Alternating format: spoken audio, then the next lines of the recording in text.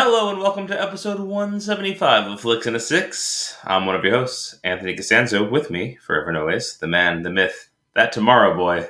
That sounds real Elsie. Say LOL. Like looking for an ice cube in a glacier. There's going to be a lot of that. There's going to be a lot of that. Also, I have to say, I'm just gonna posit this. I am very surprised that my intro today wasn't that I was Conspiracy Santa. Because Conspiracy Santa is a great line. That was a good line. That was a good line. You are listening to Flix and a Six, the number one film podcast on the Spin Tune Network.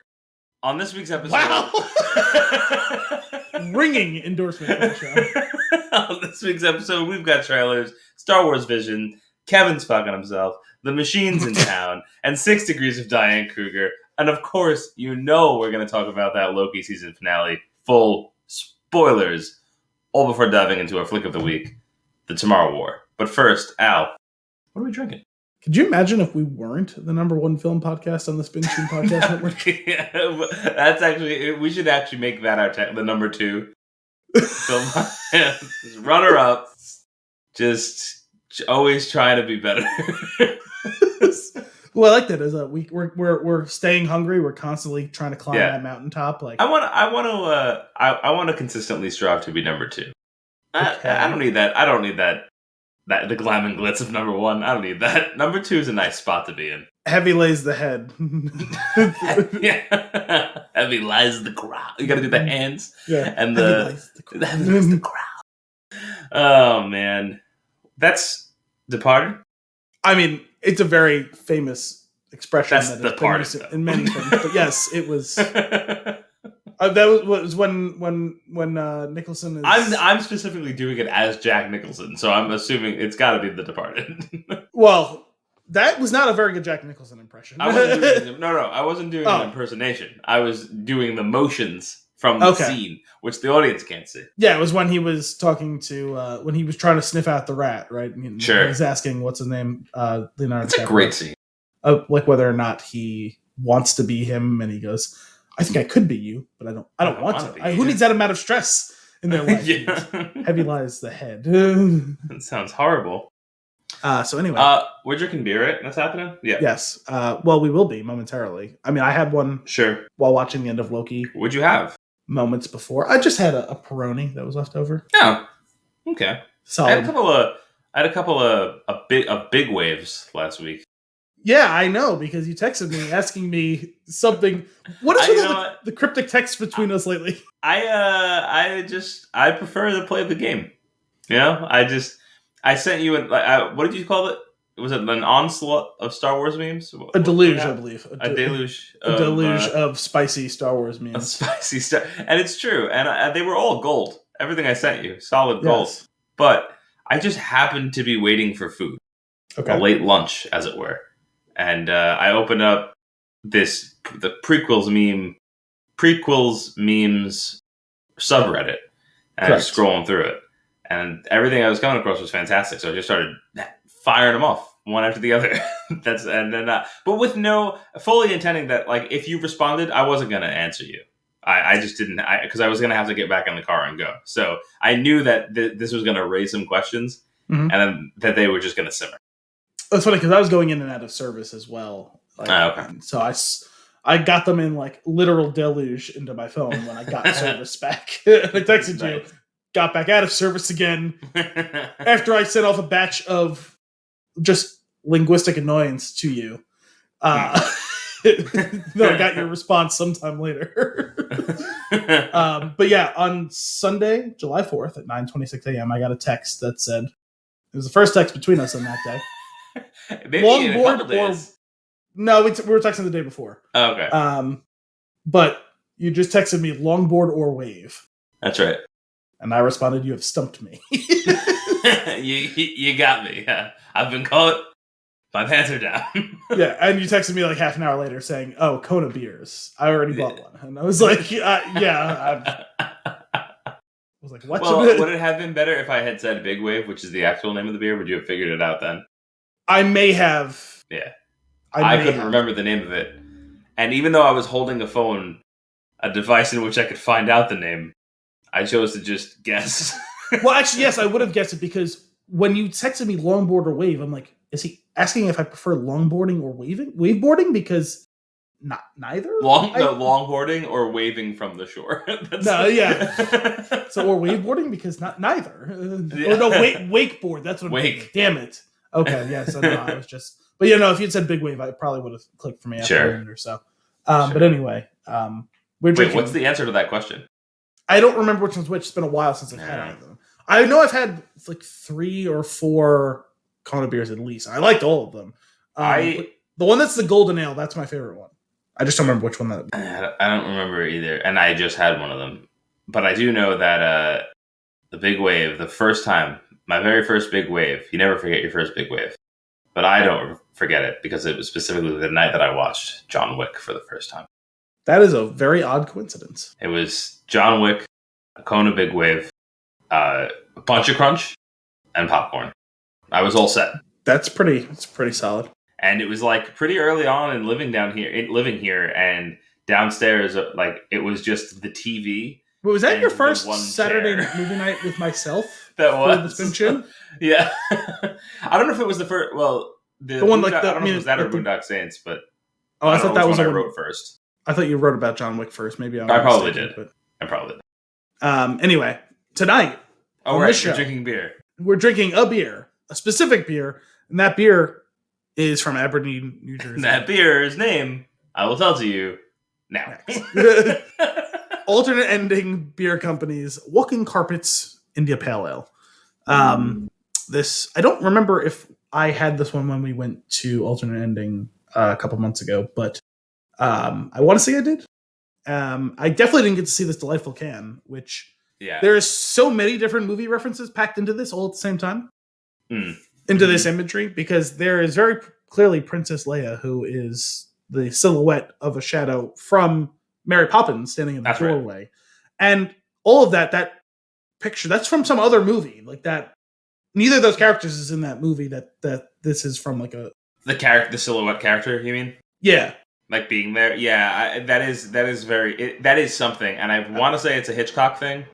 Yeah, maybe. And I just can't remember, but I know I've seen this. But all of their cans, I think, do this to some degree. That's or maybe not all of them, but a lot of them. It's a cool concept. But in some braces, I think those are braces, right? I call those curly braces. Braces, yeah. Okay. Yeah. So Mary Poppins is actually Princess Leia. She cleaned an entire room by moving things with her mind. It's 7.3% alcohol by volume. It's 1 pint. What you getting at there? Delightful. I guess that she has the Force because she moves things with her mind, thus making her pints. I don't know. Pints. Comes. Comes in pints, although there may be 16.1 ounces in Anthony's can. Always. You had a lot of issues with spilling lately. There's also still some in the bottom of the can. Mine is bone dry. It did not overflow from the can, and it fit. In fact, I would say, I'm drinking out of a pint glass, and there might only be 15 ounces of beer in this glass. I wonder if I shouldn't have poured that last bit in. Oh, is it murky?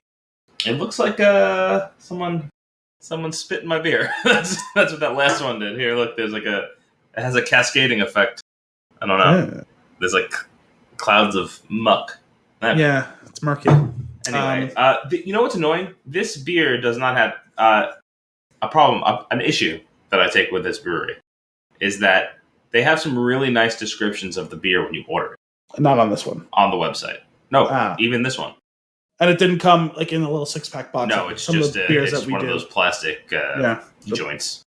Which is great for if you were to reload a giant revolver that only has 4 bullets, that's one of those things. It's like a little. Yeah, isn't that the thing that like Hellboy uses to reload his gun? Yeah. Hellboy. But I'm sorry, while you were talking, I was sniffing this delightful smelling beer because it smells. Yeah, it does smell good. Delightful. It's spoiler alert. I've had this one like probably 4 times already. I figured. It's funny because this one. This wasn't one of the ones that, like, when I cracked it open, like, the whole room was filled with the scent. And I didn't do it right underneath my nose either when I cracked it. But as soon as I lifted the glass to my nose, it smells good. Yeah. Yeah, it's like a very even. Like it's not overpowering, but it's just nice. It smells. Yeah, it definitely smells delightful. Nice Let's give this one a taste, shall we? resinous aroma. Yes, cheers. A resinous. Yeah. Resinous aroma. Yes. Sap.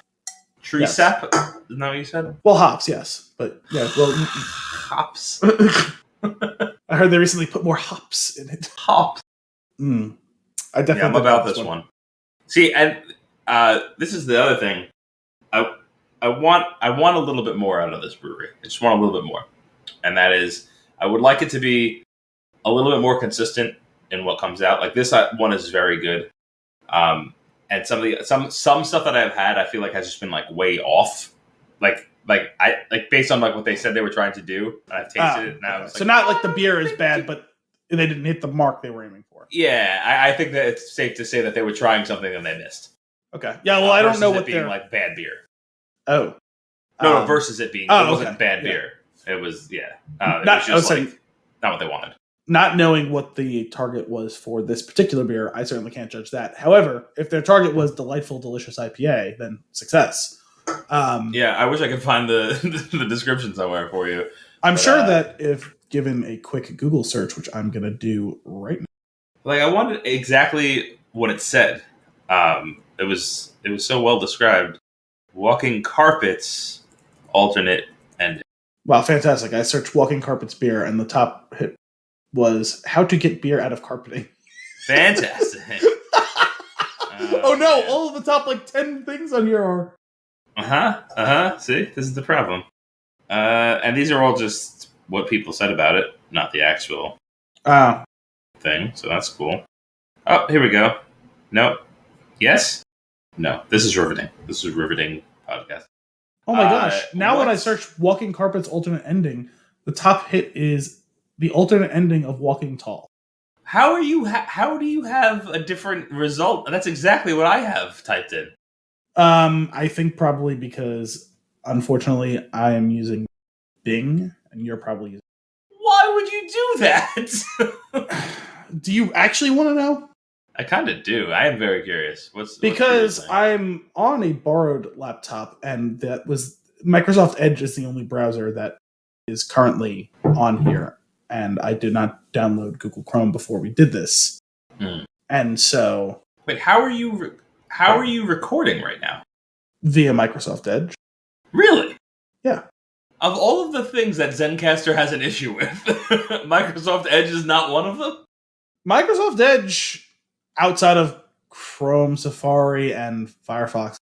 Is it still called Edge? I believe so. Isn't that what I'm using? I don't know. It's hard to say. I'm 95% from you. What are you giving this beer? I'm going to give this... I think this 3 Thuckles. This is 3 Thuckles. Yeah. I'm going to go 3 Thuckles also. 3 Thuckles sounds right. It's good. It's very good. Like I said, I want a little bit more. I don't want to be kicked out after an hour. I think you were in the bathroom when they were like kind of aggressively getting us to leave from the table. Well, we were leaving, but mostly because they like I would have happily stayed for another half hour and had another drink. Yeah, but that was not an option, and that bothered me. I was very pleased with our experience overall. The food was tasty. Food was good. I was skeptical of some of those very odd pizzas that they were making that were very particular. That there was like every one of them. I was like, "Ooh, this sounds great," and then there was like one ingredient in it, and I was like, "I just don't want that specifically." In pizza. On the pizzas you said? Yeah, but they ended up being very good. My worry was definitely unwarranted, but I got to try 3, 4, 5 beers while we were there, and I liked all of them. This was definitely one of them because I recall this flavor. And yeah, the one thing I will say about that place that does bother me is the acoustics are just horrendous. Yeah, you can't hear a thing in there, which is ironic because it was a movie. Yeah, that's kind of funny. I want to know what it's like behind that glass wall. Maybe it's a little bit better where they play the movies.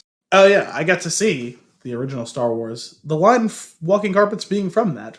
Didn't get to hear any of the movie, but could see it behind you on the screen. And then what did we do that night? I was gonna say we played We played the randomest assortment of games, uninvited. Oh, man. 1990s Jeopardy. Yep. Which is to say the year 1990, not the decade. Right. Batman Forever. Batman and Forever. Well, I was going to say Batman and Robin, but it's Batman Forever, so I caught myself. And sure. Hudson Hawk. The game tie into the movie, which we will eventually have Jesse on. I'm going to be honest with you. The game was actually kind of fun. It was ridiculous. It was weird. Yeah, it was very silly. All right. We did it. We got a not a thuckle and a half. 3 thuckles. That's what it was. Now you're going to break the thuckles into halves? I'm out of it. I'm sorry. I'm losing it. I was out late last night, seeing Fast 9. And with that, let's get into some news and nuggets. Because that'll be my first one. I went to the movies twice in 3 days. So I meant to ask if you went to the movies for Black Widow or if you did the Disney Plus. No, I'm not about that life. I mean, I'm not. It's the same amount of money for 2 of us to go to the movie to see it. Sure, but what if there were 4? That's fair. It's my point. And that's why I may end up pulling the trigger on that at some point in the next week or so. I would say I give you my blessing.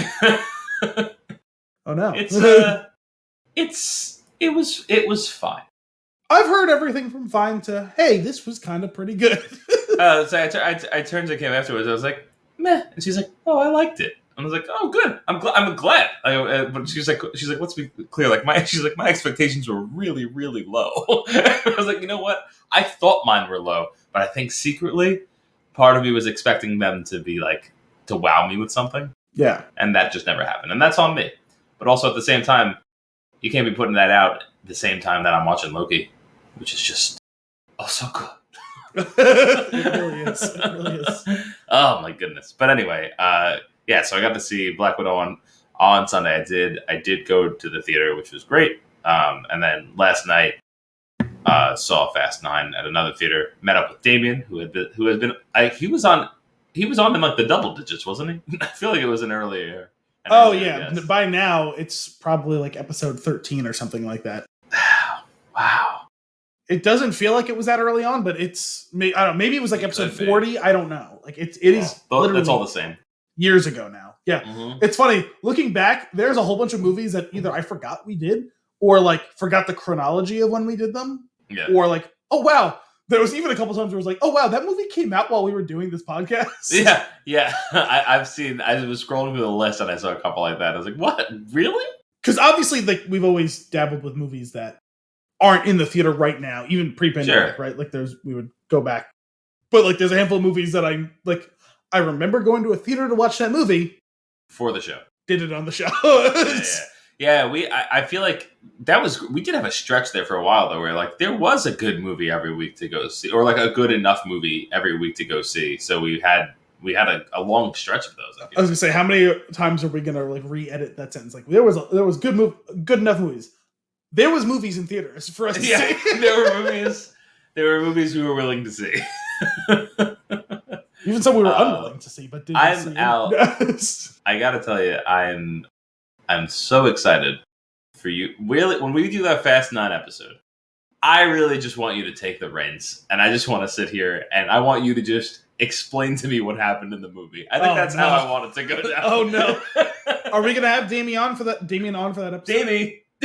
Well, what happened was Damien on became Damien on.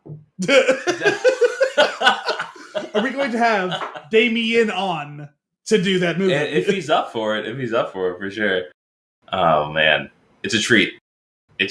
Go into it expecting Fast 9, and you'll be satisfied. Yeah, F9 and the Furious. I got F9, yeah. F9 Furious. Oh man, it's so good. It's a high budget soap opera, and I love it. Oh jeez. Which is great because it's the making of those movies over the last several years has been both soap opera on and off screen. When you hear all the petty bullshit between all of them. I've got wild speculation for you. Oh god. When we do that episode. Okay. We'll have to. And hopefully I don't forget about it. It's great because it's good. We know the next month of shows, what we're gonna do.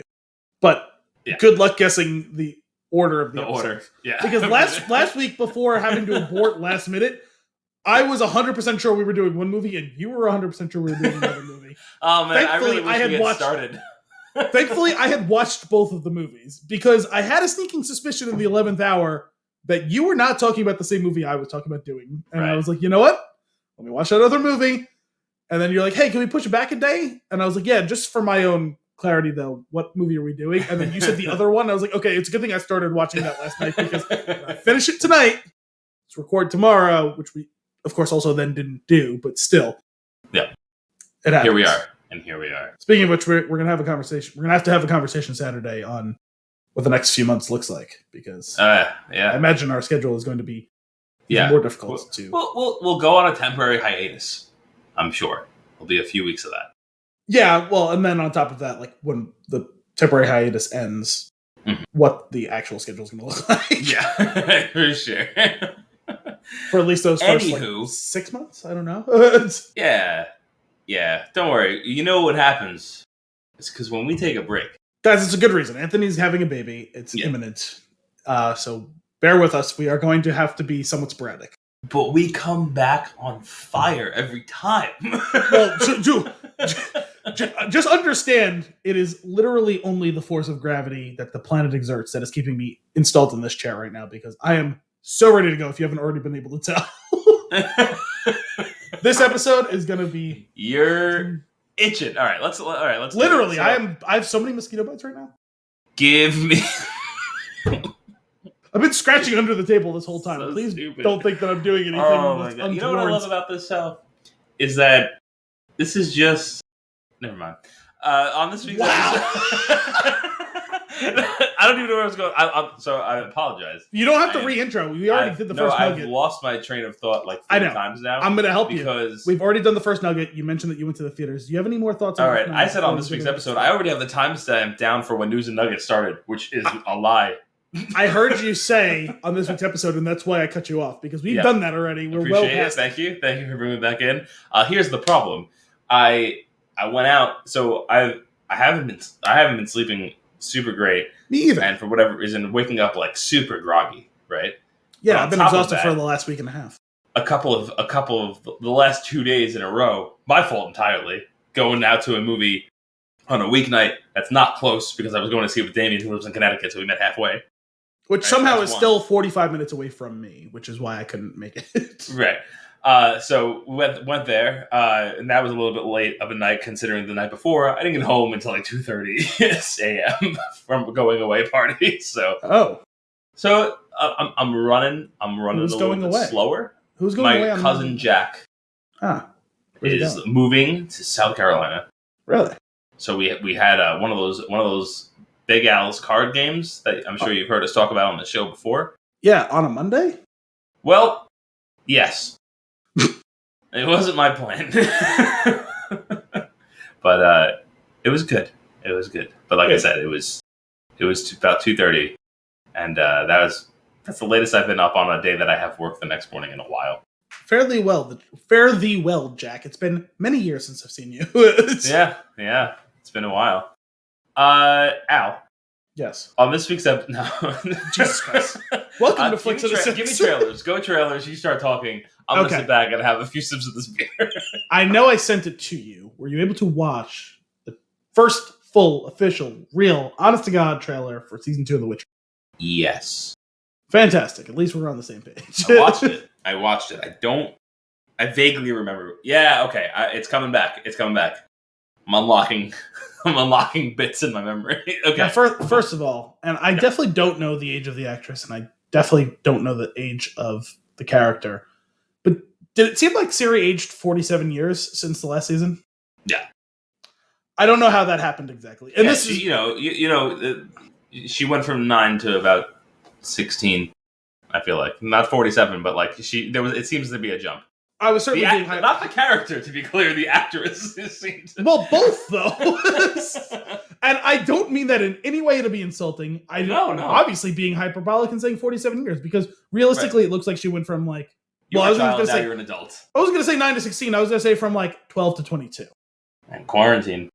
I guess so. And admittedly, it's been a while since the first season. Like, well, that's the whole thing, right? Like last year was 20 years. Yeah, we all probably Asians.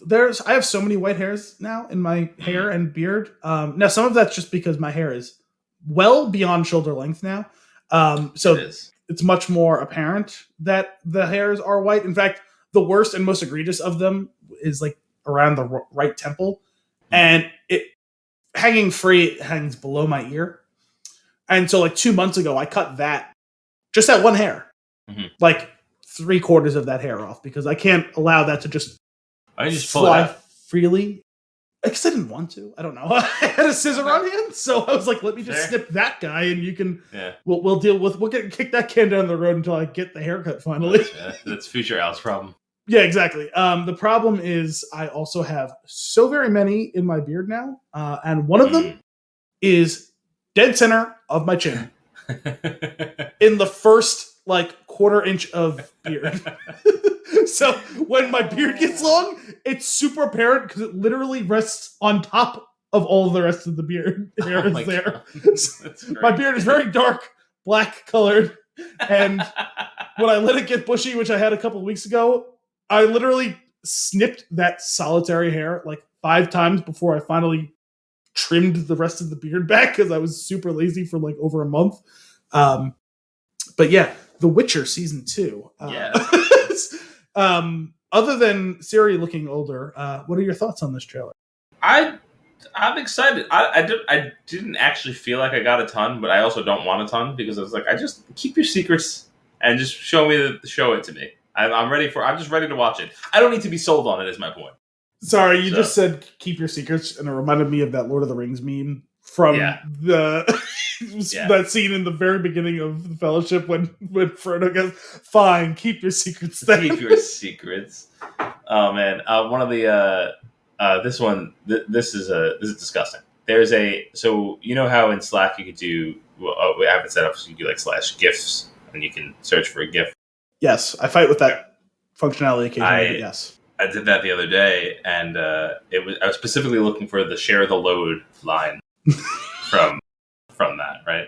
And I was like, oh, this is perfect. This is exactly the line. It was like I typed it in, and it was Sam, and it's like it's his mouth moving in slow motion, and then the words came up above it, and then it cuts really quick to Frodo, not Frodo, Frodo after he's been stung, and he. Oh no. And I was like, oh, that's gross. Well, I can't send that one. This was in a work context. Oh, no.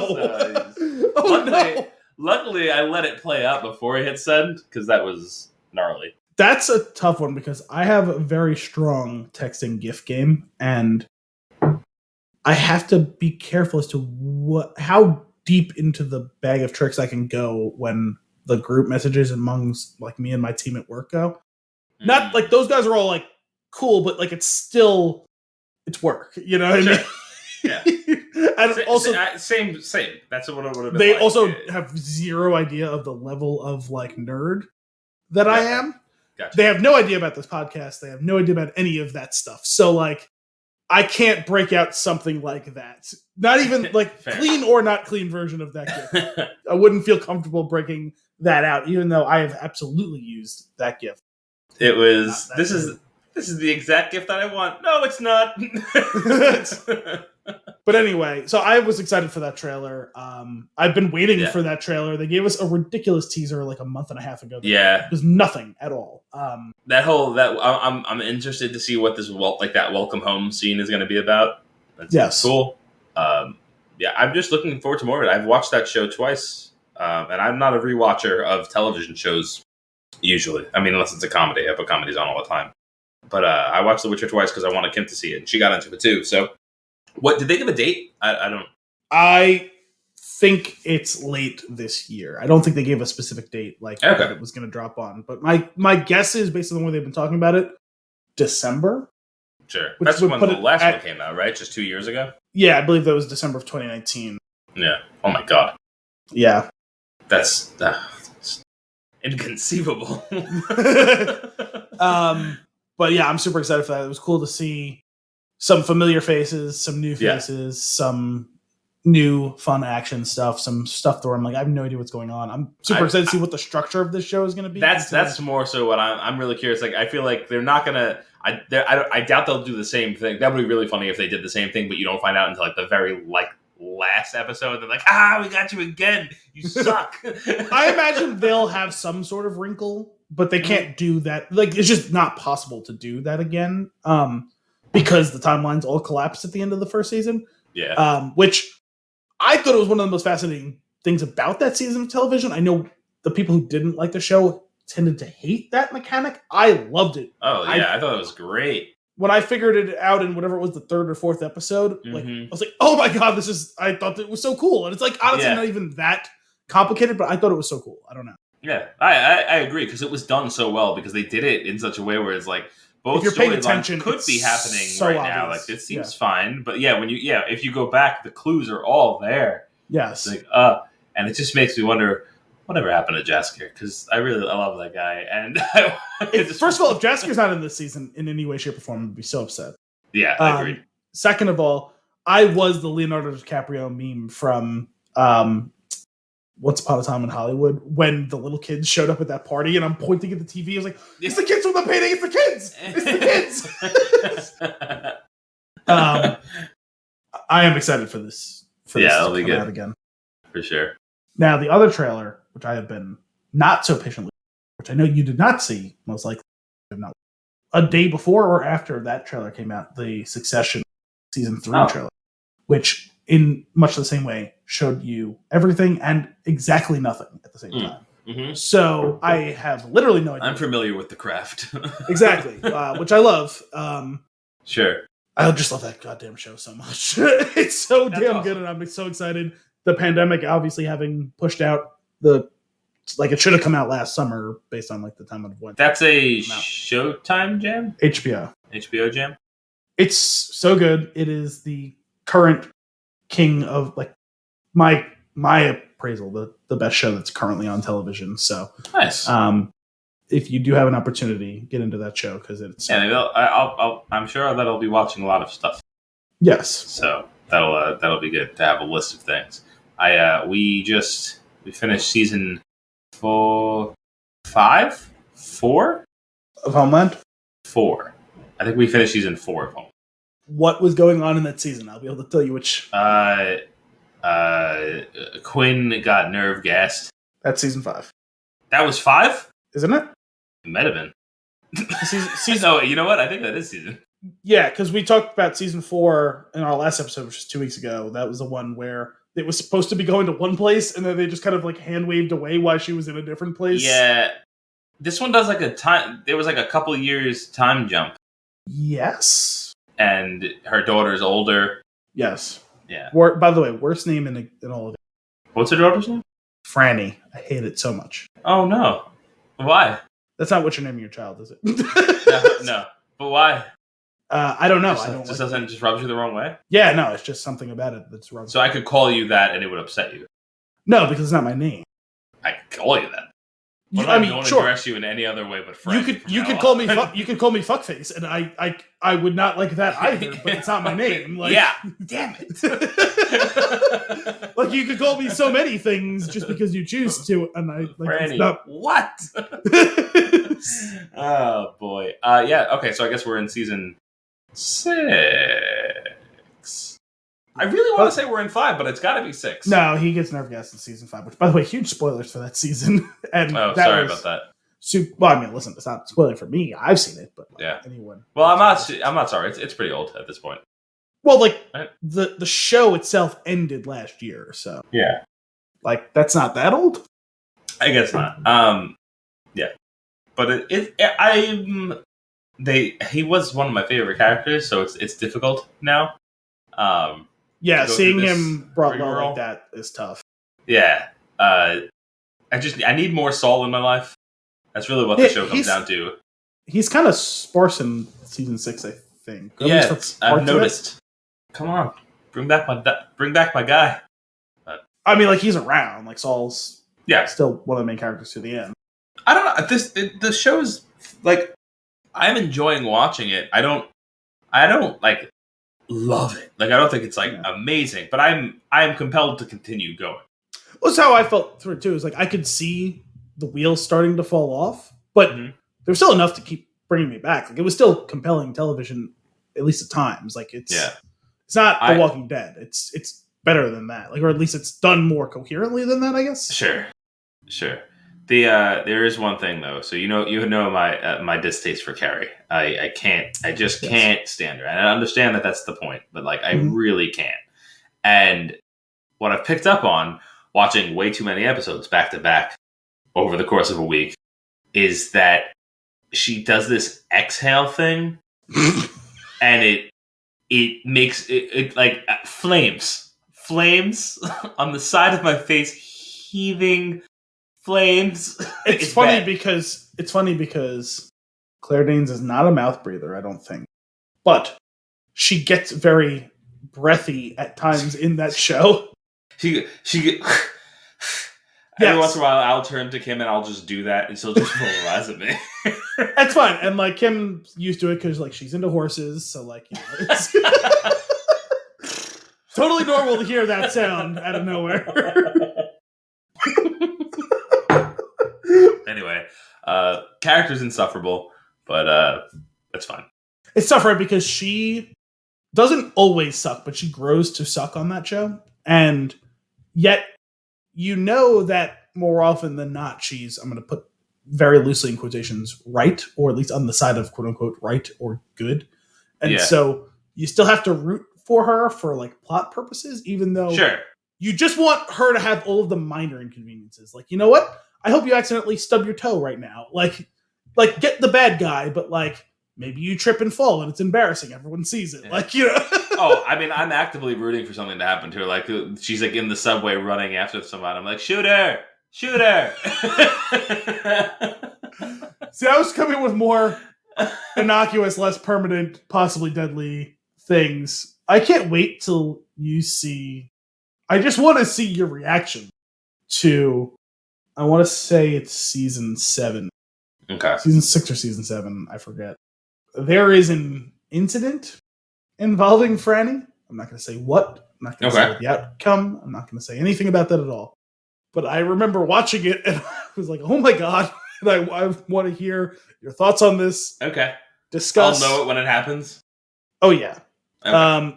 Although, being that you're soon to be a father, that's going to color your perception of this slightly different than me. But I'm asking you to view it not as a father, just as a viewer who hates her. Okay. Specifically. Yeah. I mean, I don't want to be. I feel like it's a safe space. I can be honest with you. The first baby that they used, I was like, oh my God. Yeah, she was kind of scary looking.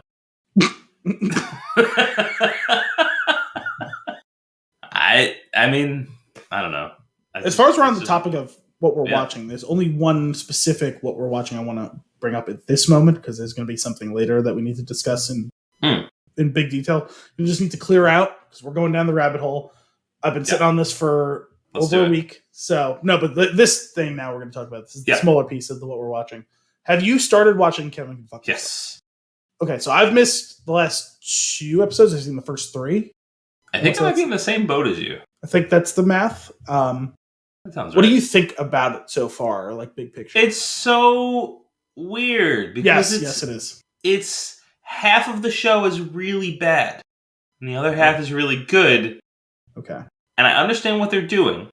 And I understand that I'm supposed to hate Kevin. Mm-hmm.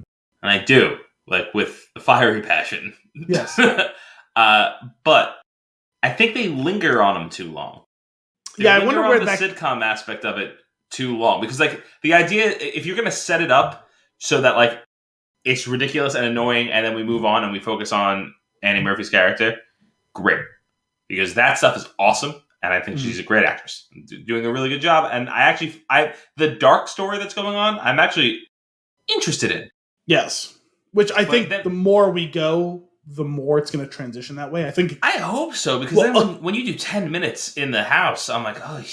Well, there's a couple of things going on, right? Because you're saying half of it's really good and half it's really bad. The half that's really bad is intentionally really bad. Right. Which the fact that it's a choice, it's very obviously a choice to be that level of bad, makes it like, okay, like I can watch it without being angry in any way, shape, or form. Yeah. It's funny because me and John are watching it together, and probably 2/3 of the way through the first episode, we already were able to tell, okay, she's going to try and kill him, right? Or at least plan to. And by the end of that episode, we're actively rooting for him to die. Yeah. Because he is the worst. And this is coming from... Exactly. We've grown up in the midst of all of the multicam like sitcoms, right? Like, I've said multiple times, I'm not a fan of that style of show. And it took me until fairly recently to realize how terrible, like, basically all male characters, specifically male characters in a relationship or who are married, are on those shows. It's funny because it crystallized for me actually several months ago. My mom, she watched it or whatever when it was on, and then some like afterwards, but she really, like, over the course of like the last year or so, has gotten into watching reruns of Everybody Loves Raymond. I knew you were going there. Yeah, he is the worst. It's horrible. To the point where there was like across several days, I watched parts of like 10 episodes. Like whether I'd be sitting down to breakfast and she had it on, or I'm walking through the room and she's got it on, whatever. And I'm like, I stopped and was like, how does he exist? Like, if this was a real human being, it's not possible for that person to exist. Like, and listen, I know there's really shitty people who get away with a lot of things in life, but like, he is borderline non-functional in all ways outside of his job. And even his job, he has a tenuous hold on at best. Yeah.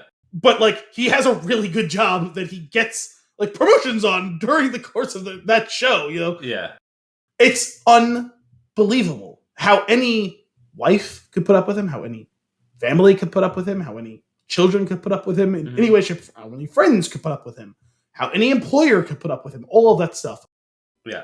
And it's like, he's not even like a bad person. You know what I mean? Like, he's not a criminal. He's not like abused anyone. Like, none of those things. Just a total and complete bore. Yeah. And Kevin is worse on this show. Yeah. Which is incredible. So obviously it's all heightened and hyperbolic and intentional. And what I've actually even found funnier than that is I laugh harder during some of the serious stuff than during the serious half of the show, as opposed to during the sitcom. Because some of the sitcom stuff is legitimately funny. Most of it is you're rolling your eye because, like, oh, yep, I've seen that in Insert Your Name. Right. You know, whether it be Friends or Seinfeld or Everybody Loves Raymond or whatever show you can think of in that format. It's like, oh, they're doing that trope. Again, it's intentional because... it's specifically, it's funny because I don't want to mix up too many things. It's Everybody Loves Raymond. It's King of Queens. It's that style. It's the style with the husband and wife. Yes. That show. And it takes... It actually, I'm pretty sure the set is just pieces of those sets. I've seen that there are some specific choices in the design that are meant to evoke specific things from certain versions of those shows. Yes. Okay, that's funny. I can't name anything off the top of my head, but like I know, like I saw like highlighted, like, oh, like this entryway is supposed to be similar to that show, and this kitchen is supposed to be similar to that show, or like, you know, like it's kind of meant to be not a pastiche of those things because it's lambasting those things, right? It's like parodying those things. Yeah. Yeah, that's kind of funny. It's I don't know. It's interesting. I want to keep watching it for sure. I do think that if I get it though, like I get what they're doing with Kevin when he's on screen. I think it is cool design wise. I think it's incredible what they're doing. Yes, like the way you can shift the tone so quickly on a cut is insane. Yes, well, I was going to say it's like the cuts from like when like he leaves the room and you get like a substantial period of time left in the same room. In both fashions. There's one thing when she like walks out of the living room out the front door. It's like, okay, we're in a new scene, so like the change in style and like cinematography, all that is to be expected. But when it happens within the room, it's so shocking and jarring, and that's intentional. And I appreciate it. But it is an experience. Yeah, I'm curious to see where it goes. I will say though, they gotta trim it down a little bit though with the sitcom portion. Well, I think they will, and actually that's kind of a cool thing that they're cutting into the runtime of both of those things with the third aspect, her fantasy. Yeah, which is interesting. Mm-hmm. Yeah, it's cool. I also like figuring out like the fact that okay, here's one problem I have with the show is I actually don't know the relationship of all the people. Like it's Kevin's dad, Yes. and Kevin's friend, Yes. and Kevin's friend's sister. Correct. Okay, got it. The sister. Yeah, the first episode, I was a little confused by that as well because I actually thought that I want to say his name is Neil, right? Yeah. I thought Neil was his brother, Right. and he's not. He's just his friend. Yeah. Yeah. And then for a couple minutes there, I thought Neil and who is Neil's sister, I thought they were married. Well, that's what it was. I thought it was Neil was the brother and she was the sister-in-law. Yeah. Yeah. But anyway, the fact that it's not just Annie Murphy's character that lives. What's her name in that show? I forget. Like I said, it's been a few weeks since I've seen it. I think it's Allison. I don't remember. Anyway, it's been a few weeks. The fact that she lives, she goes back and forth between both the styles and both of the worlds, and then the neighbor, the sister, the Neil's sister also exists in both of them is kind of cool too. I think that's yes. fun. I think she could have that relationship across those lines, and like the secrecy that's going on everywhere is kind of cool. And I'm very curious to see where I'm really curious to see where it goes because I don't have a guess for how they're going to continue. Like, I don't know what their plan is. Like, how would this show go on for a season? Well, I do wonder, or does it just end with her killing him? It feels like they're accelerating that timeline pretty quickly. I wonder even if this transitions at some point, maybe at the end of the season, into like a full-blown like Breaking Bad type of situation. Yeah. Or Mr. Robot type, whatever, like anything like that. Especially when you consider like the fantasy element that like Mr. Robot incorporates at times, where she kills Kevin. Kevin's dead. There's no more sitcom. It's now just a super dark, like Ozark, Breaking Bad type of thing. Or maybe like Breaking Bad / Dexter is a way to look at it. Like, right? Yeah. Oh God, they're on to me, but I have to find more elaborate ways to keep them off of the trail. You know what I mean? Hide in plain sight and all that stuff. Yeah, I mean, I'll stick with it. I'm like I said, I'm curious to see where it goes. Yeah, so. no, I do like that one with the Belichick sweater. And this, honestly, the best part of that is the scene where she's eating something and the girl goes, "You want a napkin?" And she says, "No, I'm fine." And she just wipes it on the sweater. Like, just taking it to that level throughout, like, everything she was doing with it was awesome. Well, and then actually that whole sequence, that's what I was getting at, like the dark, serious half of the show actually made me laugh hard. She gets the donut all over the sweater and all over her face, and she goes in to look for the lipstick. Oh, yeah. The two girls look like she's a coke addict. Yeah. And she's like, "You could have told me." Yeah. That's good. Cool. Well, so we're in that. I think we're probably at the same spot. I think I have 2 episodes to watch also. Yeah, I think we've watched the same. Do you know how many there's going to be in this season? I think I had heard it was 8 or 10. I don't remember. Oh, okay. Al. Yes. What is the machine? Oh, well, first of all, you know what the machine is. Oh. The Bert Kreischer stand-up. Oh, okay. Yeah. I'm familiar. But I'm glad you're familiar because it makes this next part so much better. Did you know they're making a movie about that? No. So this is from Slash Film. And apparently this is actually from like a couple months ago, and I don't recall seeing anything about it, but it was like updated and recirculated this story. Mark Hamill joins the machine based on Bert Kreischer's epic stand-up comedy bit. What the heck is so Bert's in it? I would assume, no? Or so hang on. Now that Mark Hamill is mostly done playing Luke Skywalker in the Star Wars universe, he's really expanding his presence on the big and small screen. The second season of What We Do in the Shadows let him spread his wings as Jim the Vampire, and now Legendary Pictures has recruited him to co-star in The Machine, a new action comedy inspired by an epic stand-up bit by comedian Bert Kreischer. The Hollywood Reporter has learned that Mark Hamill will co-star with Bert Kreischer in The Machine, inspired by a supposedly true story where the comedian somehow accidentally got involved with the Russian mafia while studying abroad in college. If this is the first time you've heard of this bit, you're in for a treat. It's easily Bert Kreischer's best stand-up bit. It's been viewed online over 85 million times. Yeah. The film is described as The Hangover meets Midnight Run because it's not just an adaptation of this story. Instead, the mishap that Kreischer got into when he was younger comes back to bite him in the ass 20 years later when the Russian mob tracks him down, kidnaps his father, played by Mark. Okay. I'm in. I'll watch this. I figured you might be, and this other bit of information might also further sweeten the pot. You'll see how this is a great starting point for a fun action comedy. Plus, it helps that Key and Peele and Keanu director Peter Atencio will be at the helm of this movie.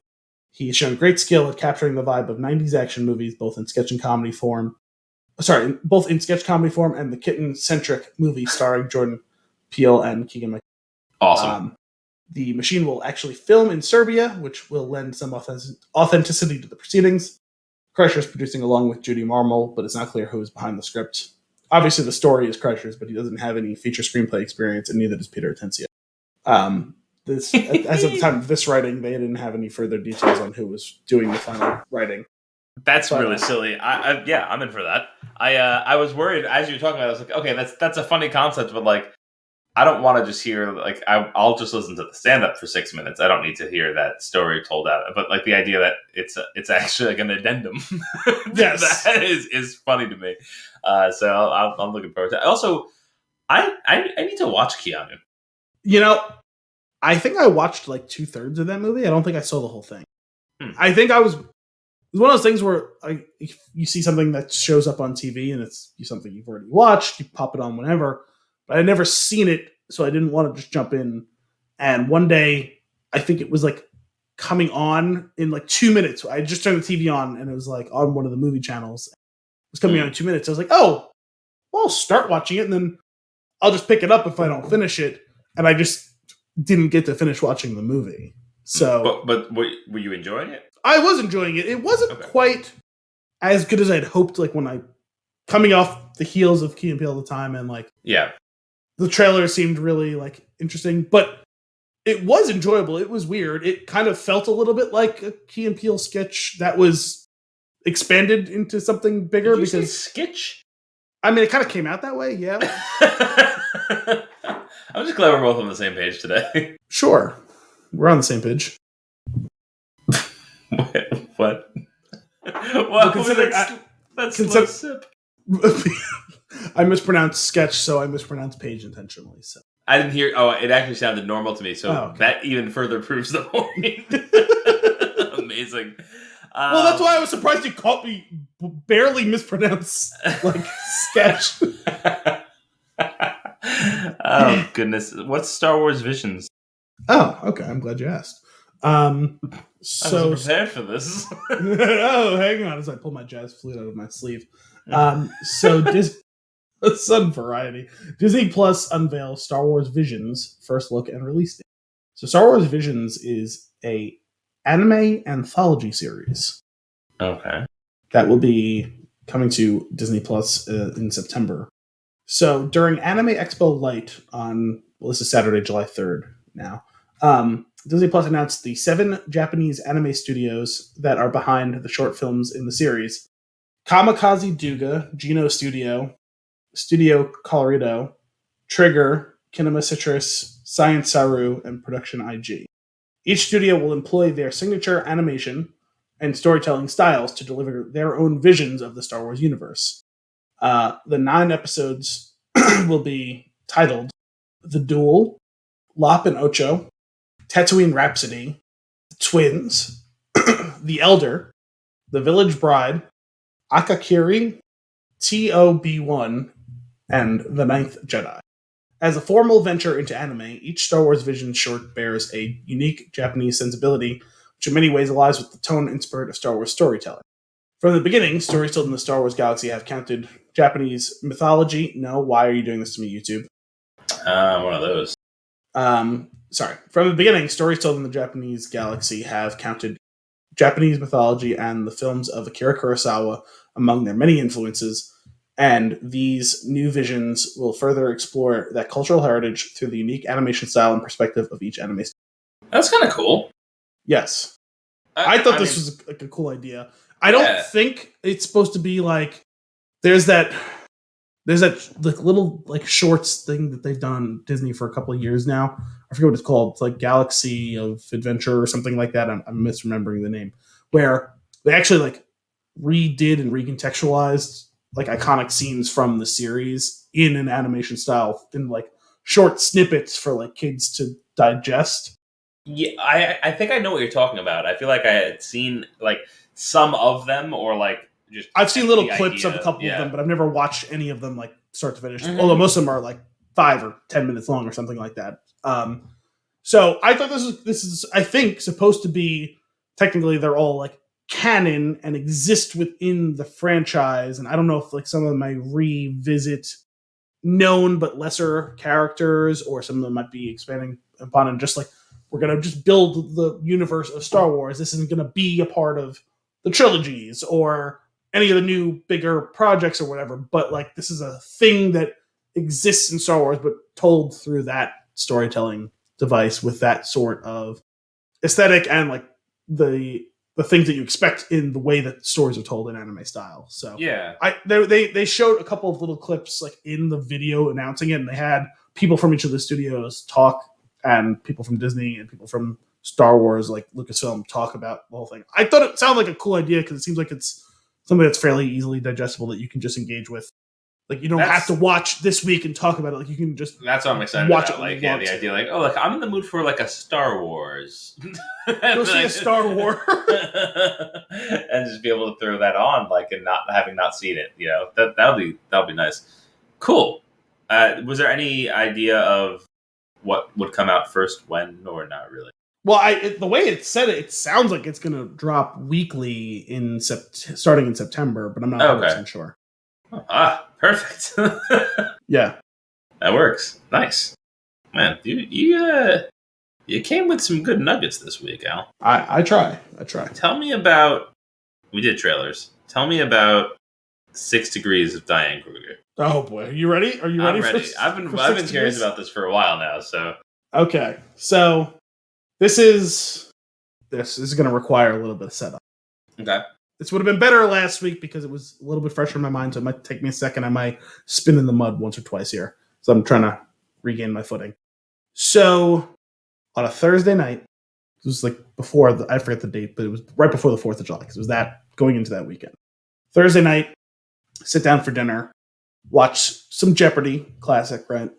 Mm-hmm. Clean up for dinner, after dinner, put on TV. Like I was like, oh, okay, like Jeopardy's over, like what's on? Flipping around channels. I was like, oh, here's a random one. Kicking and Screaming. I haven't seen that in a long time. One of the lesser talked about Will Ferrell ones. Obviously, it's not the more adult-focused Will Ferrell stuff. But I enjoyed that movie. I always have. It came out at a very particular time. And so I was watching it, and I think my mom might have been doing the dishes, and I was cleaning off the table and stuff like that. She's familiar with the movie as well. I think she likes it better than some of the other ones because it doesn't have the level of vulgarity that she doesn't super appreciate of some of the other movies. And she's like, who's that who plays the wife? I was like, honestly, despite the fact that I almost always can give you the actress's name of whoever you're asking, like almost immediately, I don't know. Mm-hmm. I don't think I've ever seen her in anything other than this. I just know her from this. So I looked her up, and her name is Kate Walsh. I was scrolling through her IMDb. She's like, well, would I know her from anything? I was like, I honestly don't know. There's a couple things I was like, oh yeah, I know that. I've seen that. She must have had a bit parked. I don't remember her, blah, blah, blah. Mm-hmm. There was one, like, I forget which show it was. It might have been one of the Law and Orders or one of the, something like that. She was in like, or one of the like doctor shows. I forget. She was in like a long run of one of those shows. Okay. Not super relevant. Like I was like, okay, I know the show, never watched it. I asked my mom if she'd ever seen any of that because there's weird shows that she watched for a while that like she never watched like the whole show of. Right. But that wasn't one of them. So whatever. So Friday night, parents went out to dinner for their anniversary. Okay. Me and Gianna watched, to that point, 2 of the 3 episodes of Kevin Can Fuck Himself. And then she had plans. So I got to settle in for a little Friday night with a beer and a movie on a couch. Nice. Which is obviously a thing that you enjoy. Yes. As we mentioned earlier. And indeed. So I was flipping around to see what's on, and I decided, why not watch Forgetting Sarah Marshall? That's on TV right now, which I love. Yeah. Watching Forgetting Sarah Marshall. Sounds like a great night. It's a great, short movie. I always forget how short that movie is. Not the first time I saw it, but yes. Flies. Watch that movie. Great. It ends. It's like, let's call it about 11 o'clock, right? I'm not really ready to go to bed. So I'm just kind of kicking around. Is there anything on TV to watch? Kicking around, but not screaming. Not kicking and screaming. No, just kicking around. And I am scrolling through the guide and I see that Perks of Being a Wallflower started about 2 minutes ago. Why are you laughing? She's in that. Okay, so you see where we're going. Yeah. So I put on the Perks of Being a Wallflower. And what else? It's been a long time since I've seen that movie. I saw the movie all the way through, maybe a year or two after it came out. Really liked the movie. So I didn't feel bad about putting it on a couple of minutes late because I remember all the big picture stuff. And I'm like, but it's not like going in fresh, but it's still, when you haven't seen a movie in a long time, it's nice to get into that experience of watching it. But I'm also like, all right, it's already like 11 or 10 after 11 or something like that. I'm probably not going to make it through till 1 o'clock to watch this movie. I made it to 12:30, and I was like, "Well, we're in this now. We're going to watch this whole thing. We're going to watch this last 20 minutes of this movie or whatever, right?" So anyway, I watched the whole thing. It is such a fucking phenomenal movie. Not ashamed to say that I might have shed a tear or two towards the end of that movie because that is profoundly. I'll be honest, that movie got me, and I was on a plane. It was. I can't imagine silently crying on a plane while watching something. It's. Are you okay, sir? No. That movie is an experience. It's a hell of a movie. It's one that's I couldn't just turn on the end of that movie. I have to earn getting to that point of it, Yeah. Because it's just generally great, and there's plenty of funny earlier on in the movie, right? But I'm watching this movie, and they have a scene at home, and I was like, "Oh my god, that's Kate Walsh." Mom asked me what. And I must have totally scrolled past that and didn't even register that she was the mom while I was looking through IMDb yesterday. Mm-hmm. That's super weird. And so I watched the rest of... so the other part of watching that movie that was interesting to me was there's a bunch of people in that cast who now I know who I didn't know when I saw that movie like 8 years ago. Sure. Including his older sister was Nina Dobrev, which I both... didn't remember that, and I think at the time I saw that, didn't even know who she was. Right. I know, maybe Vampire Diaries was then like on at the same time, so she was like gaining notoriety, but I didn't watch it, so like it didn't mean anything to me. The only thing I've ever actually seen her in was that horrendous movie, Let's Be Cops, which she is horrendous in, and she has one of the single worst line readings of all time that I'm going to paraphrase because I don't remember it exactly, and I cringed in the theater when I saw it, and the second time I saw it again. Something along the lines of how she was allergic to bullshit, and I wanted to put my foot through the television screen through the movie theater screen when I first saw that because it was so bad.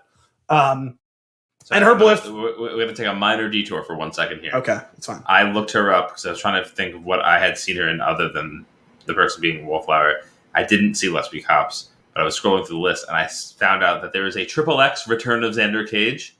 Did not know that movie existed. Hang on. Okay. We're getting to that movie. Don't spoil. Oh, I won't. I actually don't know where this is going, so I'll stop there. Well, let me tell you that our journey will take us on a stop in XXX Return of Xander Cage. Okay. Also, during the course of that, I remembered, this is the first thing I saw Ezra Miller in, and, Right. Which he's great in. And it goes to show how much criticism he got for his portrayal of the Flash, and it's like, that is not on him. That is on terrible writing and direction. Yeah. and honestly, who knows? Maybe he was miscast in the role too, but he is a good actor. Mm-hmm. I agree. But I remembered a bunch of people in it, but also the sister, Nina Dobrev's character, is dating a guy who in the movie is called Ponytail Derek.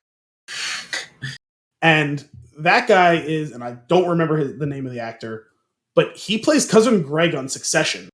And he is the most beloved character from that show. Oh. And he was nominated for a fucking Emmy in season 2. He's great in that role. Him and Cousin Greg and Tom, who is married to one of the children of the family in Succession. The two of them just up to hijinks on their own off all the time on the show. The two of them are ridiculous together. They're hilarious. But I was watching it. I was like, oh my God, what's his name? I don't remember the actor's name. But anyway, got through that movie. Great, whatever. It was like, but like, again, totally random that I had seen Kate Walsh in 2 movies in back-to-back nights and then stumbled upon a bunch of other people. So Saturday, we come to Saturday. I had a little bit of downtime between big breakfast.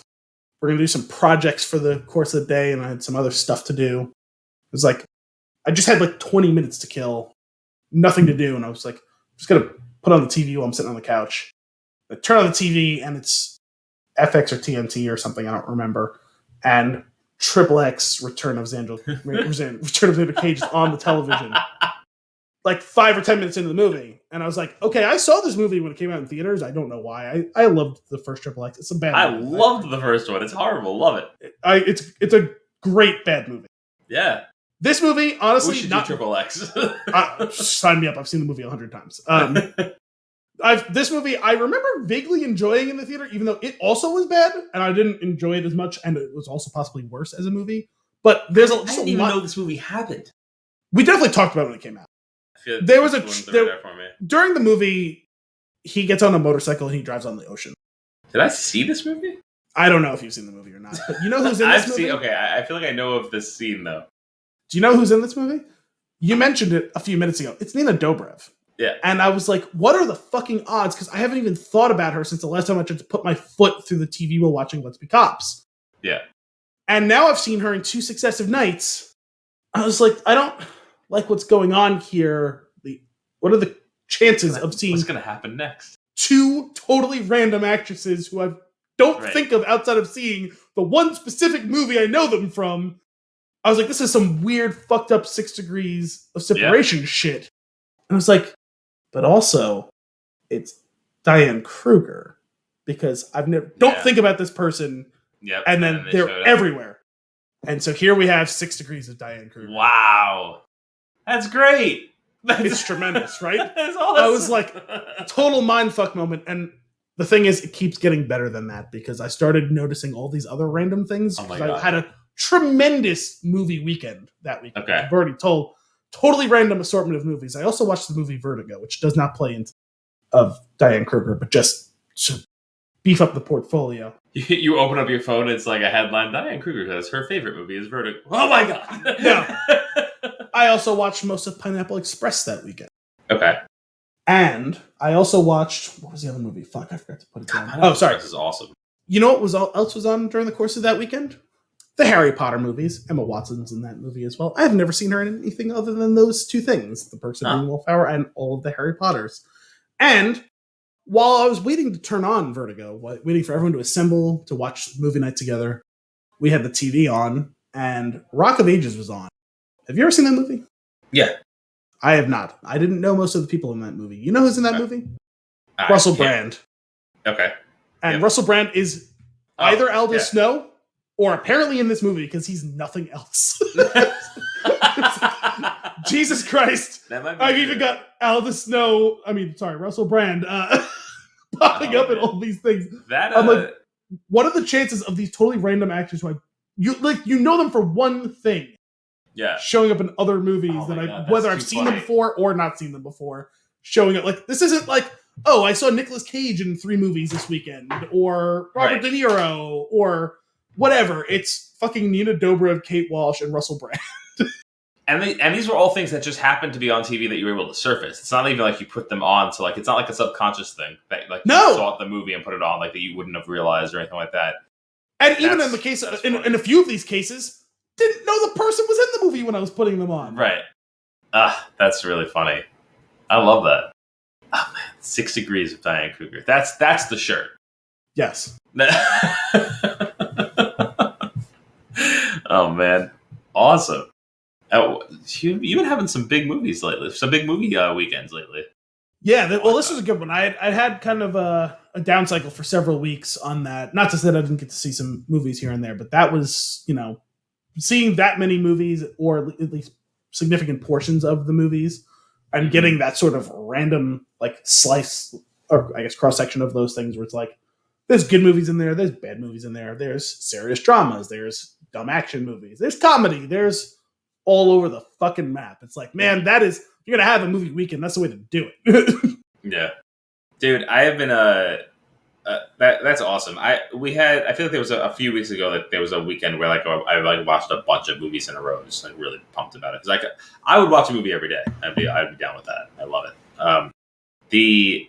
What I've been doing lately, I used to be in the habit of like when I lived in Hoboken specifically, and I actually had cable. I would put on like TBS when I would be cooking, right? And it would be like Family Guy for a few months, and then it was like Friends for a few months, and then it was like Seinfeld, and I just like remembered having like these shows on in the background. And I loved having that on. And the other day I was like, oh, I kind of missed that. Let me just throw something on. And I was like, oh, I know that at some point I was watching a random episode of New Girl. So I just went into Netflix and I was like, continue playing that show. And so that's been on in the background every once in a while for me. And then I know we've talked about it on here before and like in person, but that show cracks me up, dude. Yeah, it's ridiculous. It's so funny. Nick Miller is just a tremendous character. Yes. He's got such a great delivery. And they all do. They're all great. Like, oh my goodness. And they play off each other so well. But it's so funny. The Prince episode, I watched that like twice in the last 2 months. That's a weird one for me because at that time I had caught up to watching the show concurrently and I had it set up on my DVR because it was on like Tuesday nights and I didn't always settle down to watch it on a Tuesday night. The recording of that got fucked up, so I missed like half of that episode. Oh no. And I only saw it like 3 years later when it was just like on an episode, like it was just on TBS or something. And I was like, yeah, I didn't like, oh my God, I missed this one. It just came on. And I was watching it and I realized that I didn't remember or didn't realize how much of the episode I missed. So I was like, oh, okay. I have no memory of what's going on here. Like I remember everything else until like a certain point, and then there's a whole bunch going on that I'm like, I don't remember this at all. So one of the best. So the funny part of that episode is Jess and Cece get invited to Prince's party. The guys are not invited. The girls were invited. And they like crash the party. Right? They're gonna try to get themselves in. And this is the part that I wanted to bring up to you. I'm hoping that you'll remember this, but Coach and Winston go a little fire and ice, and they get all excited, and they're like, "We're gonna do fire and ice, baby, fire and ice." And Schmidt's getting really annoyed. Like, what is this? What is fire and ice? It's like, you know what you get when you mix fire and ice. He's like, what? Warm. And you're like, what? And then they do this whole thing where they pretend to run into each other in front of the bouncer. Like, oh yeah, I'm on the Winnie? Ernie? And they go back and forth. It's like, this guy? Saved my life. And like, you know, the guy is the bouncer is touched and they go in. So Schmidt wants to try to do the same thing. It's their own thing with Nick. And it doesn't work, and there's like there's a little bit of chaos, and a bunch of girls are going in, and Schmidt's like, Nick? And he goes, I'm Trojan horsing it. And he's in the middle of the crowd as he goes in. Diane Kruger. Boom. Oh, because she was in Troy. Oh, man. I love that show. It's so ridiculous. All right. We've gone through a lot of news and nuggets. Yes. Do you have anything else before the main event of news and nuggets? Oh. One, you don't have to spend very long in it. It's a progress update. I have begun the to-date final published book of The Expanse. Book 7 took me a while. It was fine. I liked it. I like it significantly less than I like the rest of the books in the series. Okay. It was the one after the 30-year time jump. I was intrigued early on. The middle third was just a slog. Off. Yeah. And the finale, like the way the whole end sequence went, was compelling, but it was just like it took too long to set that up. And it's also very Empire Strikes Back. Like the good guys lose. Bad. It's like bad. And you know, in Return of the Jedi, like, okay, like at the end of Empire, the good guys lose, but there's a spark of hope. Sure. Like Han's gone. Spark that lights the rebellion. Exactly. Like Han is gone, but like the rest of our heroes survived, and we have a very clear mission. We're going to go save Han. So this one ends similarly. One of the main characters gets spirited away. Frozen in carbonite. Not frozen in carbonite, but spirited away into the middle of the stronghold of the enemy in a way that there is just no chance of conceivably rescuing him at any times. Like way worse actually than Han. But there is the spark of hope because the other main characters who were in very dire straits were able to escape, to live, to plan to fight another day, despite the fact that the odds are significantly worse than they were in Empire. And the first line of the next book is literally just, I'm not going to say the name. If you've been listening to me talk about it on the show, you'll be able to piece together who my favorite character is in the book/show. More the show than the books, but still. The first line of the 8th book is, blank character is dead. And I was like, you know what, motherfucker? Oh, no. I was so mad. No, the thing is, characters on borrowed time, considering the timeline. Okay. Just like from age perspective. Still. And I knew it had to come eventually, but the thing is, I assumed this character was going to be dead in 7 because of the time jump. And that it was a big surprise to me that that character wasn't dead. Didn't get a ton of screen time, page time, but still got some moments. Got to appreciate that this character was still around. Literally the first sentence is just the sentence, blank is dead. And I was like, you know what? We're going to have to come back to this and continue reading this first page another day because I need some time to myself. I think I'm going to need a minute. Yeah. Now, there is going to be a 9th book published, I believe, sometime this year, or maybe it'll get pushed to early next year. I don't know. But like, they work, there's 2 of them. They work really hard and like they're fully in the end game. The 9th one is going to be the final from all that I understand. So super excited to get through those 2 books just to be able to conclude this epic saga. But yeah, I'm glad that I'm in it, and I'm excited to see how this book goes, despite the fucking kick in the dick that first sentence was. Well, aside from that, I'm glad you've been enjoying your journey here. That's good. All right. But now I'm ready. Now you're ready. That Loki, I know we have. So technically we have 2 episodes. But that Loki season finale, though. Yes. The show is so good.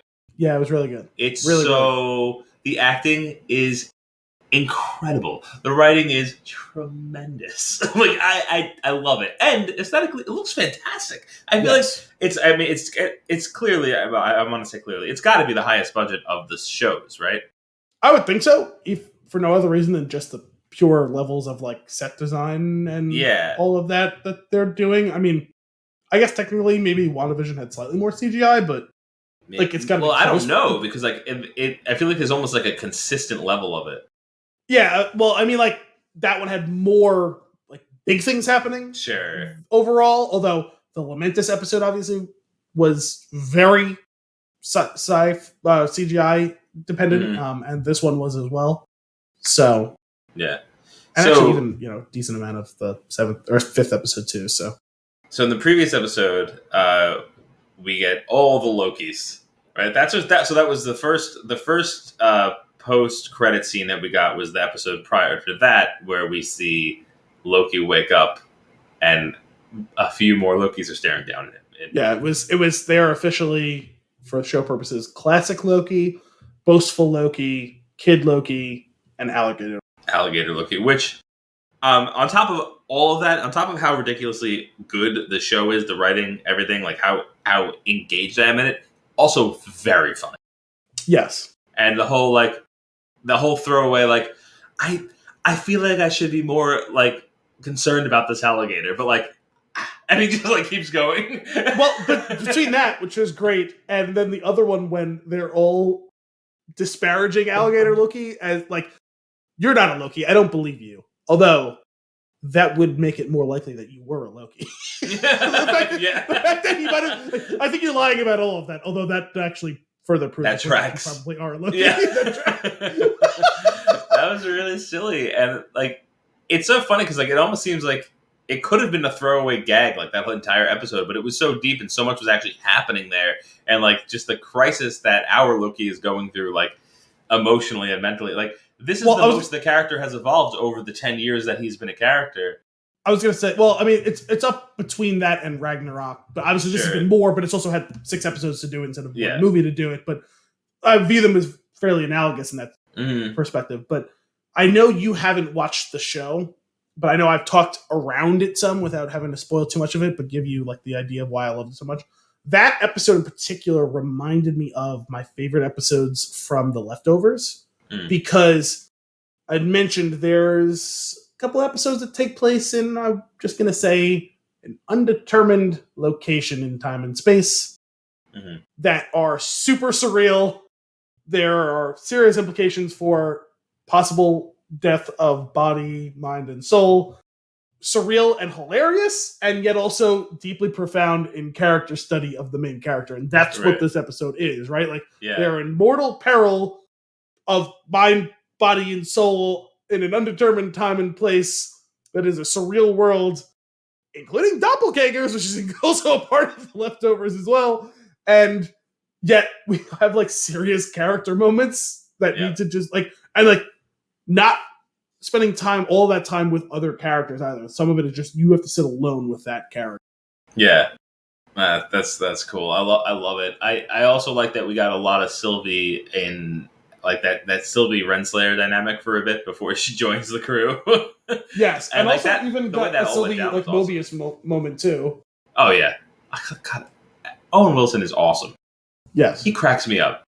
He really does, and he just I love the way that he delivers lines. Sometimes he says shit that's funny. That's not like the words aren't even funny. It's just how he chooses to say it. Yeah.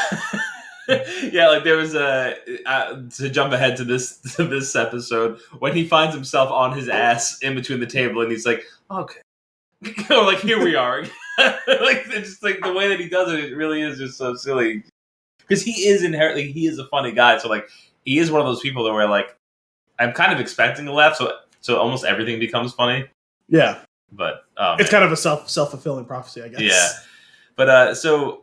We get one of the implication in the second to last episode of Sylvie and Loki like joining hands and like together doing the mind control thing. Yes, was really interesting. And like, does that mean like inside of each of the Lokis could they potentially have the power that all the other ones have because they are the same person? And it seems like the answer is yes. They just haven't unlocked it. Well, yeah, and also, actually, he literally says it, too, as they're going into that fight with Eliath, where he says, I think maybe we're all more powerful than we realize. Yeah. Which is so cool to then see that play out. Well, to see that play out literally with the two of them, and also even, we heard him talk about it, but classic Loki does, by far, the biggest illusion of all of them, which is like a great over-the-top moment for Richard E. Grant, like, who... He's a really good actor. I haven't really seen him in a lot of things. Yeah. Even his little bits, he played such a prick in episode 9 of Star Wars. And he only gets like 8 lines in that movie, or maybe it's a little bit more than that, but it's not very much. Even just a moment where he kills Hux is like great. Just like the malevolence and like that sneering evil that he has. Yeah. And in this, he's playing this regal and wise and like kind of a Shakespearean, super thespian vibe. Yeah, it was like it reminded me of like Kenneth Branagh in Shakespeare like production. Like I'm thinking specifically Hamlet, the way he's talking about the burden of being Loki and it's us doomed to fail, and I went alone to live on a planet and consider my wrongs, and then I went back to be better, and then it was over.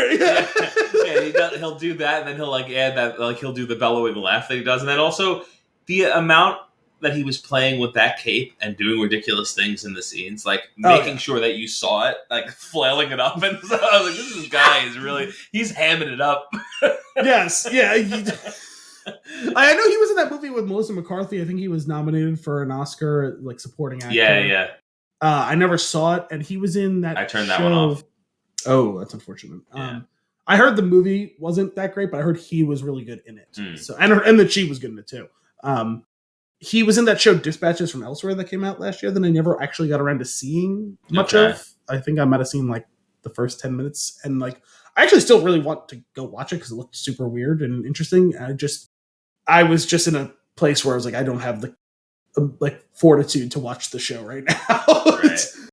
So it was pretty cool. So like Renslayer obviously pissing me off more and more as the episode goes on in the second to last episode. She's never heard of the sunk cost fallacy.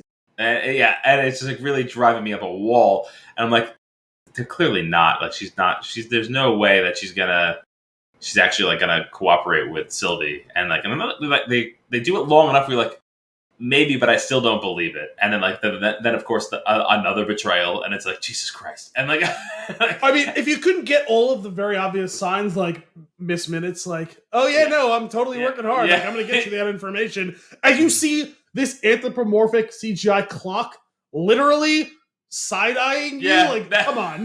Yeah, that's on you. But that was a pretty cool scene though, like where it was like she got the loop device. What do they call it? Is that what they call it?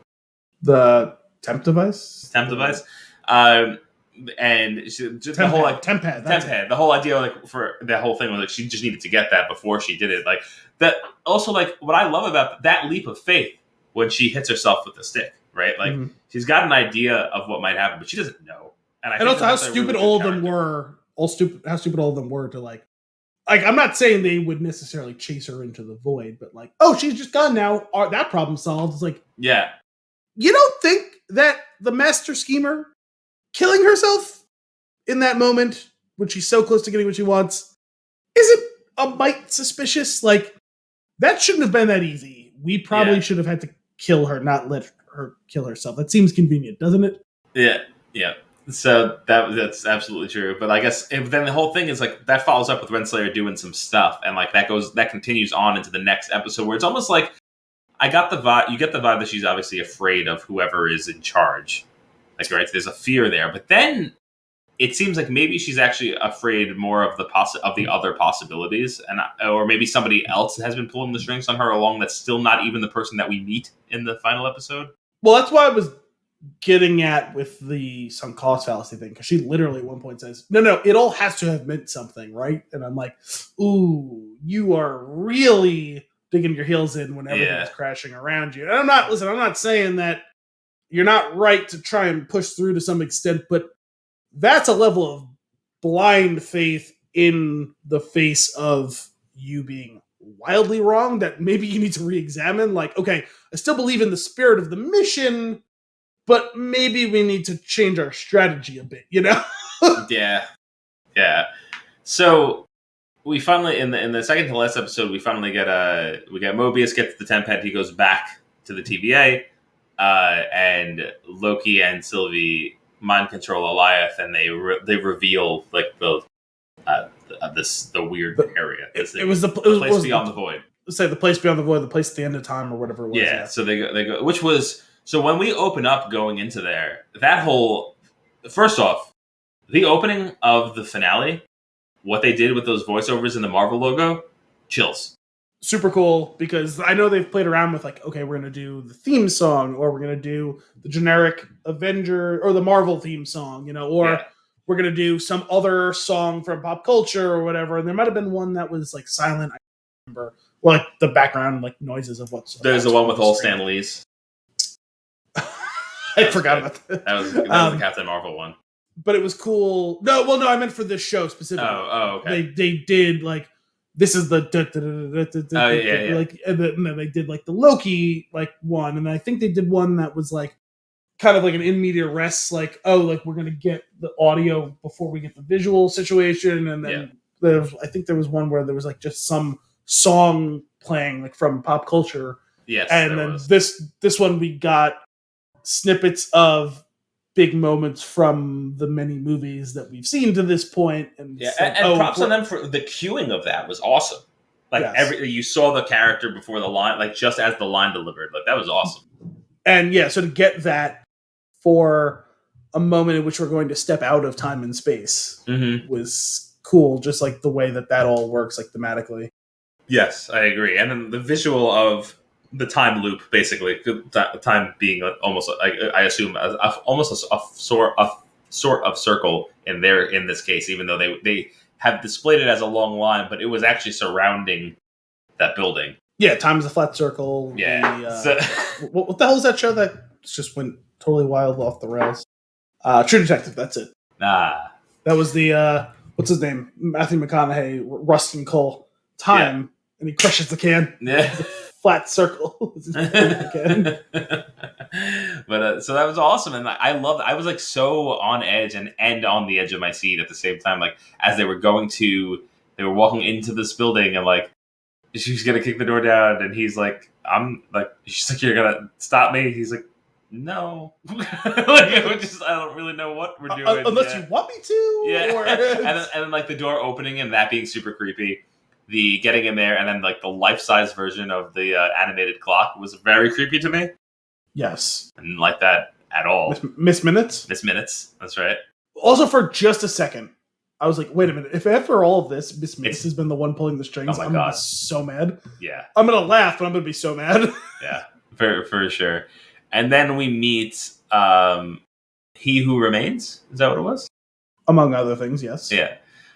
So one of the things that struck me about when they walk into like that main hall is that there's four like timekeeper statues, one of which is destroyed. Mm-hmm. And I don't know what that means. You still don't, curious. Or you didn't at the time? I still don't. I don't know what that fourth statue was supposed to be. Because the whole thing I thought was supposed to be like sort of illusion, like just like something to put, like Wizard of Oz style thing. Yeah, I do think that was intentionally supposed to be a bit of a mind fuck to them because it was almost like a jab. Like, remember when you guys thought that there was these three guys who ran all of this? Yeah. Well, what if there was a fourth? It's me. But realistically, the timekeepers were all him always. Right. However many number of them there were at a given time. Yeah.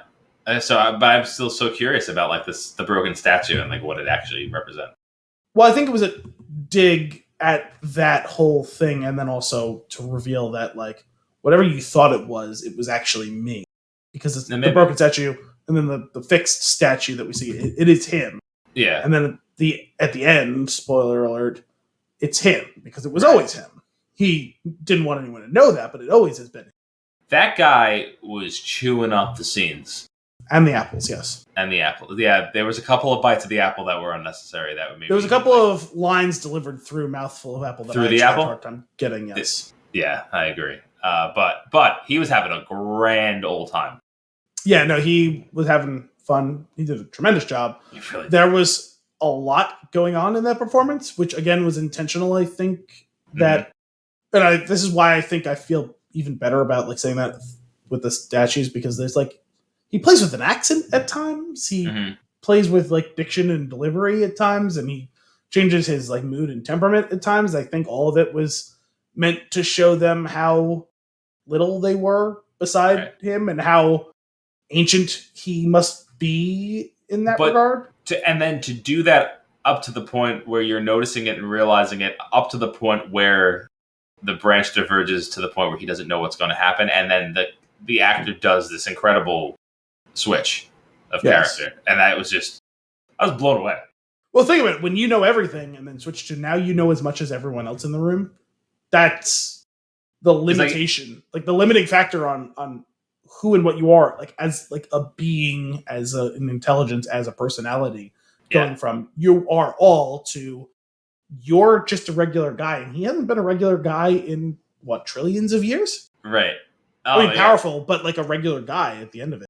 So cool. That was so cool. I love that. So we get this ridiculous, like this battle between Loki and Sylvie, which I really thought was awesome, because what I was expecting, I was guarded the whole time, because like I know I should know by now from experience that my Loki will betray me at some point or another. Right? That's just kind of how it goes. And it's like you're really hoping that won't be the case here.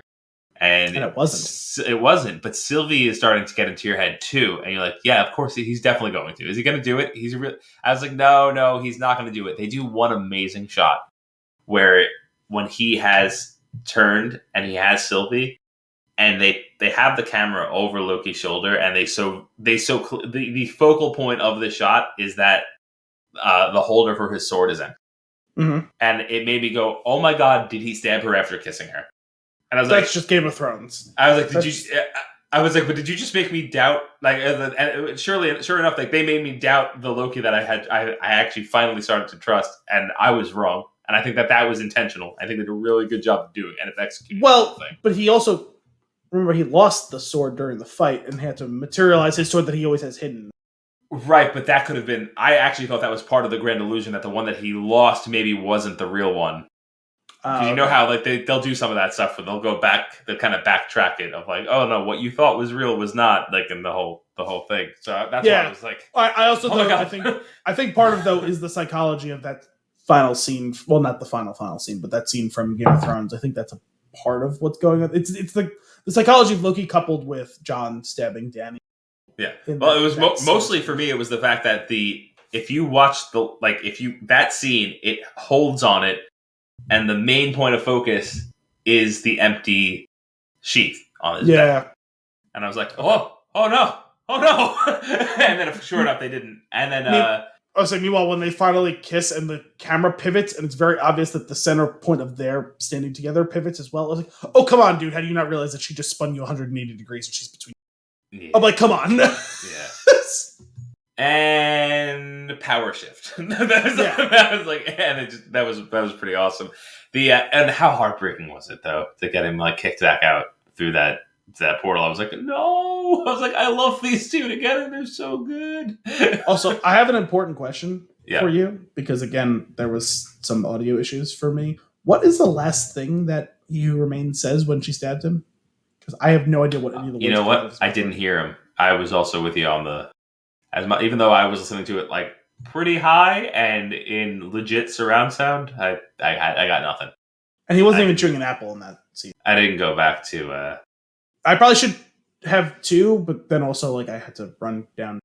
I watched it right before I started working, so so that was I didn't go back to it, but that was really cool though, and like the implication and like all the branching timelines. I was like, we had said, I think we were talking about it like in the second episode. I was like, surely this show ends with the explosion of a multiverse, right? And sure enough, yes, because we know where the movie timelines are going, just from titles and whatnot, and like the ideas that are behind it.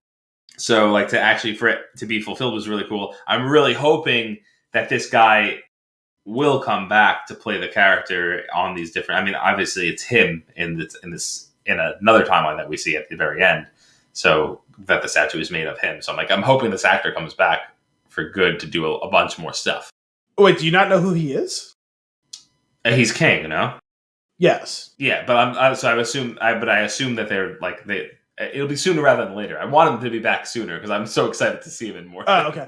No, I was like, so here's the thing. Some called me a conqueror. Well, yeah, I was like, he very clearly like tipped it off there when he said it, and I was like, because like up until then, I was like, so. Well, the thing is, a couple of weeks ago or a week ago, whatever, I had read something not show specific. It was kind of theorizing that based on the history of the comic, saying it could end up being He Who Remains, which was a character, and I don't remember if that character was Kang or if in some versions he was, in some versions he wasn't, or whatever. I don't remember because like that was an established version of whether he'd be overseeing the timekeepers or one of the timekeepers or whatever. That's a character that's existed or whatever at the end of time or whatever. And then he mentions the Conqueror, and I was like, okay, so he's Kang then, right? Now, are we going to hear that here? Which technically we didn't ever hear him say that. Mm-hmm. But which does leave it open for them to do a little bit more with it if they want to. Sure, but it is him. We know this. And, well, if that wasn't enough, in the final scene, Loki says, there's someone coming. Someone big and bad is coming. And that is meta because we know, like they've teased to us that the next big bad who is coming for the Marvel Cinematic Universe is Kang the Conqueror. So we know that. 2 or 3, I had forgotten that I knew they confirmed that Kang was coming. I forgot that they cast him. So I didn't actually know that. Oh, I didn't realize that. Yeah, no. So we already officially know that Jonathan Majors is playing Kang. In Ant-Man. That's why I was asking you, like, oh wait, did you not know who that is? Because like that is Kang. Like that guy is going to be playing. Okay, cool. And it was funny because the name came up. It's like Jonathan Majors. I know that name. Why do I know that? And I was looking it up. I was like, oh yeah, I had seen that he was in that show Lovecraft Country, which people really liked, and there was something else I don't remember what it was. Like, oh yeah, like those are a couple of things I've heard of those or whatever. But then I saw online, oh, Jonathan Majors, like from like 8 months ago or something like that, cast to play Kang. I was like, oh, that's why I know his name. I remember seeing that. I just forgot that I had seen that news announcement when it came out. You're right. Because if I knew that that's who it was, I would, as soon as it came out, I was like, before they had into any of the the hinting and the this and that, it would be like, oh, hey, look, that's Kang. Yeah. Yeah. That's funny. Yeah. So I'm looking forward to seeing what they do, him coming back and what he does, because that performance was tremendous. I love the evolution of Loki through this series, and how the only thing that really got him outside of his like very selfish ways was Sylvie, which is like meta selfish, but still cool, right? Like, well, that was what Moby said. Wow, that is the ultimate act of narcissism. Yeah, you're literally in love with yourself. Yeah, which is hilarious. Also, coming from him is hilarious. The way that he says it is hilarious, and yes, but like that, it's so cool though, because like it's the only way, maybe only the way that could have happened. But the character does grow emotionally in that moment, and like that tear that rolls like after he's been kicked out, like and also then he immediately goes to try and do the right thing for once. Yeah, and like let me set the clear shift, right? Like yeah. That was also awesome. Though in that moment, I understand that she slightly backstabs him by throwing him through the portal and killing Kang, but she does clearly love him too. Yes. Like her need for revenge superseded it, but like it wasn't a no. You know what I mean? But like, yeah, it wasn't purely a feint. Like it's taken our Loki long enough. We've known him for 10 years to get to that point, and it took her to actually push him over that edge a bit.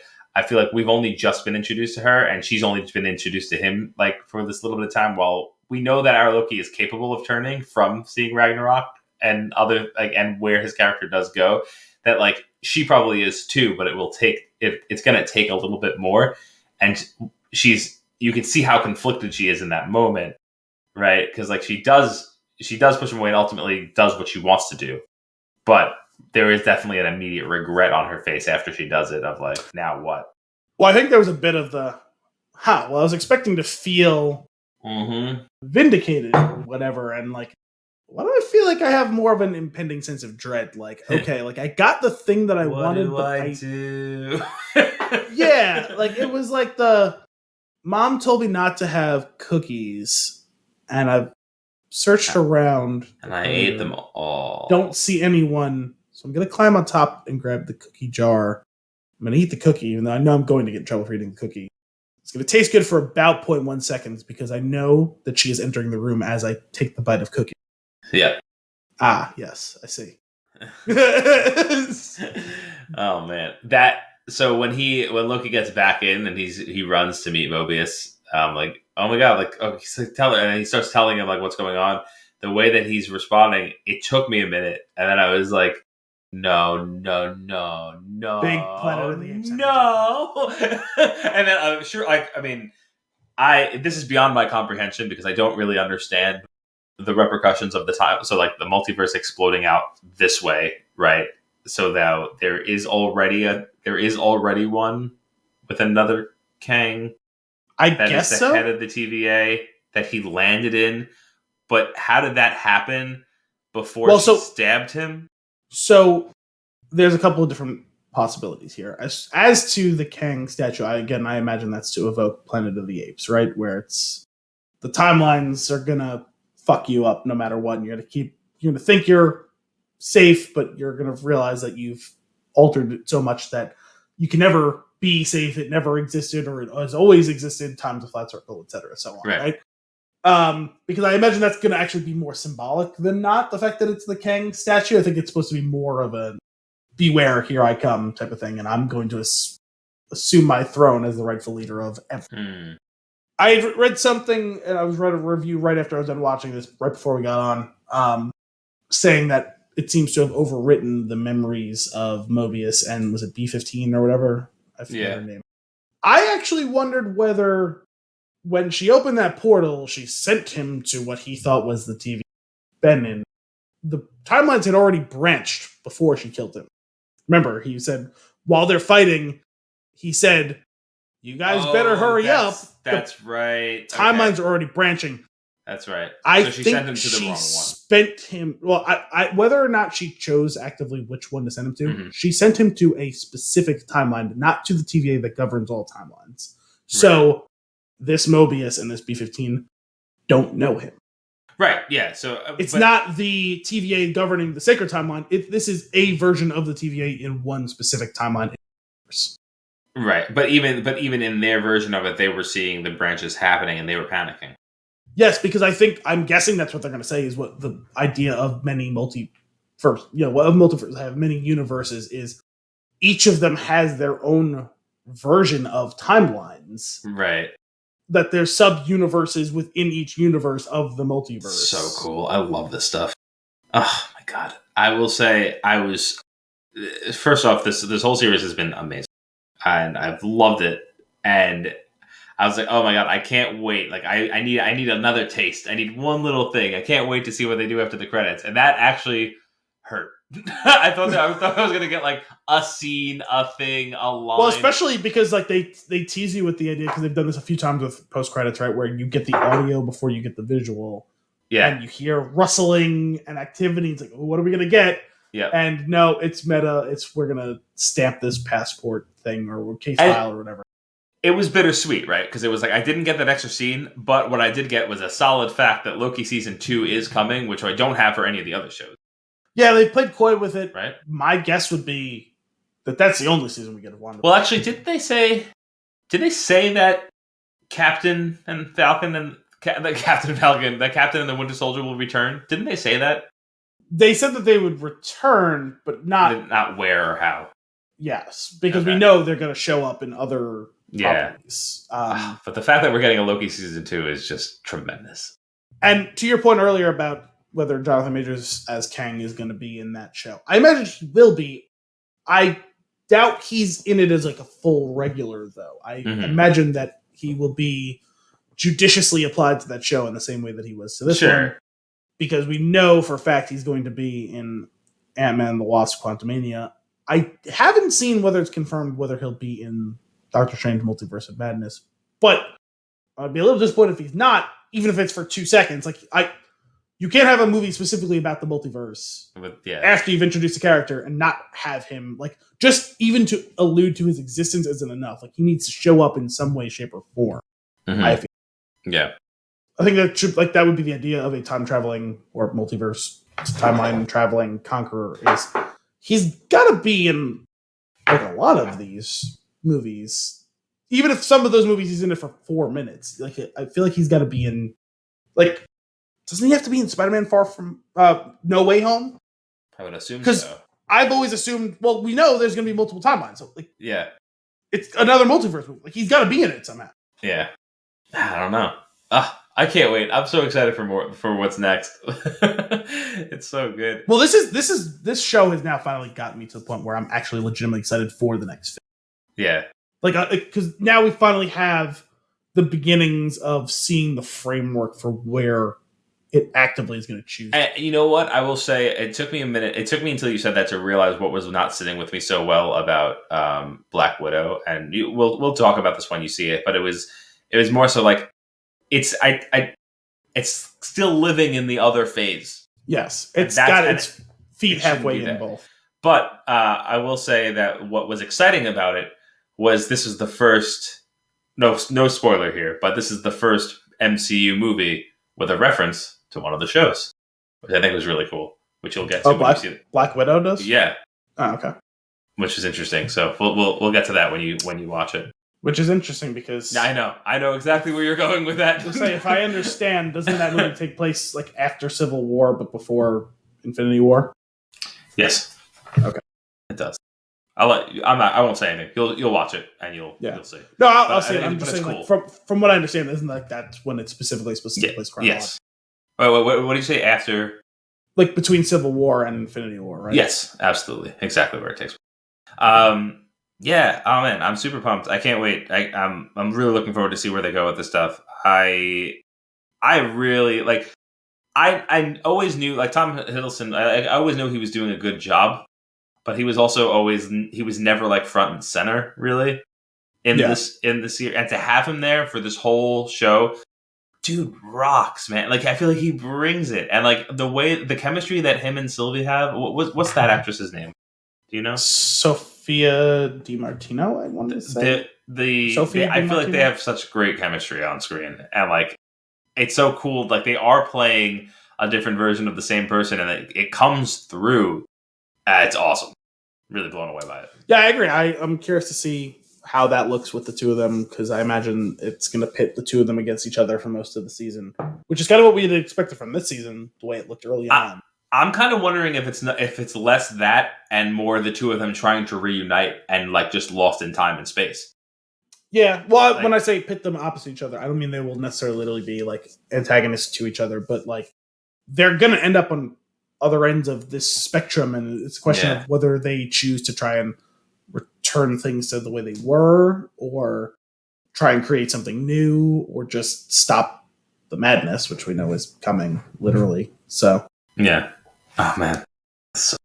Well, this has really been a treat, this whole series, and we don't have, as far as Marvel shows, that's it for dates that we know, right? I don't know. I forget what the next one is supposed to be. I know there's the She-Hulk show that's going to be happening, and but we don't know when, right? There a Ms. Marvel too, I think. I think so.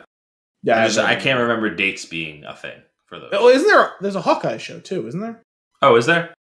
I think there is. I'm getting these things kind of mixed up because I also started playing the Avengers game. I can see how that would happen. So it's been like kind of all over the place. But I think there's a Hawkeye show too. Cool. Well, I think it's time for some fun and games. Breaking news.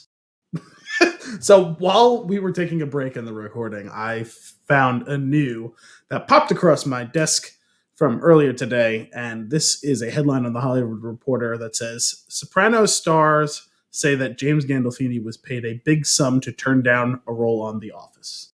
What? During the latest...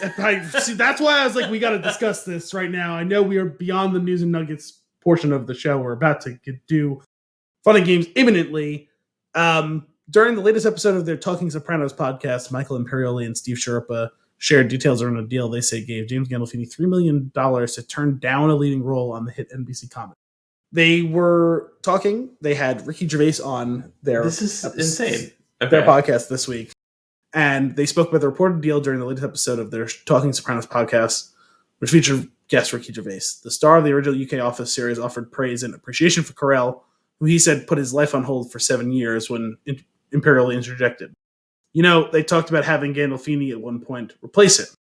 Talking about Steve Carell. Did you know that? Gervais wasn't familiar with the tale, which Sciarpa then relayed while revealing why he says it ultimately didn't happen. I think before James Spader and after Steve Carell, they offered Jim Gandolfini, I want to say about $4 million to play him for the season, to be like the lead role for the season after Steve Carell was leaving the show. And HBO paid him $3 million to not do it. Gervais called it a good decision before Sciarpa continued, explaining Gandolfini's interest in taking on the role was because he hadn't worked and it was a number of years removed from when The Sopranos ended.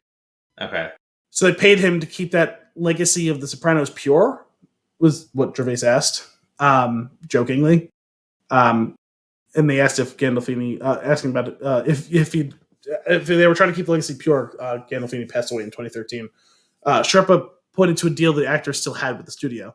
I guess that, and also he had a deal with them. He was doing the night of. He was developing that. Now, I know we've discussed that in the past. I don't know. Did you see the night of? I forget. Yes. So he originally was, like, that show was his, like, brainchild. I don't know if he, like, came up with the idea itself, but he was the one who wanted to bring it to HBO. He had an exclusive deal. He was producing it. He cast it and everything, and he was going to play the lawyer role that Michael Turturro ended up playing. Or John Turturro. Sorry, I always forget what any of their names are. John Turturro. That role was James Gandolfini, and if you look at the credits, it says like executive producer James Gandolfini on the show, and he was going to play the lead role, but he passed away during the development of it. But they loved it so much they'd come so far in making it that they recast the role and continued on and made the show. Cool. That's kind of wild. Yeah, which like mostly just because like Gandolfini can be funny, and from what I understand, he was like a super like. I know that there's no way that he was like Tony Soprano, right? Like, but like he played the role so well that like I just can't picture him being anything else. But from what I understand, he was kind of like a quiet, like soft spoken, like expressive. Like he was like a Broadway guy, kind of. You know what I mean? That's awesome. Which is just not what you see when you see mob boss Tony Soprano. Shit, of course. So, what they were saying here was they had like some of the writers and producers and a couple of the actors went and met with him to convince him when Carell left the show. Said, I remember him being really... this is one of the showrunners or writers or whatever saying, I remember him being really, really complimentary, but he wasn't super familiar with the show. He had watched a few episodes and was unsure about like doing comedy. He's like, I don't know 100% how to play this. He said he didn't think Gandolfini was intimidated, but he had questions about the idea of helming what was at the time the biggest comedy on television. Sure. The team was in early development stages with the potential character, and they recalled the actor saying yes, with it coming down to the Sopranos star and James Spader, but ultimately Gandolfini turned it down. It was really close to Gandolfini being the boss. Apparently really HBO funny. Paid him to not do it so they could continue to develop the night of, I guess. That's wild. I wonder how many cool backlot stories there are like that, where like, and then like, I wonder how many of them would have been so much better if it went through.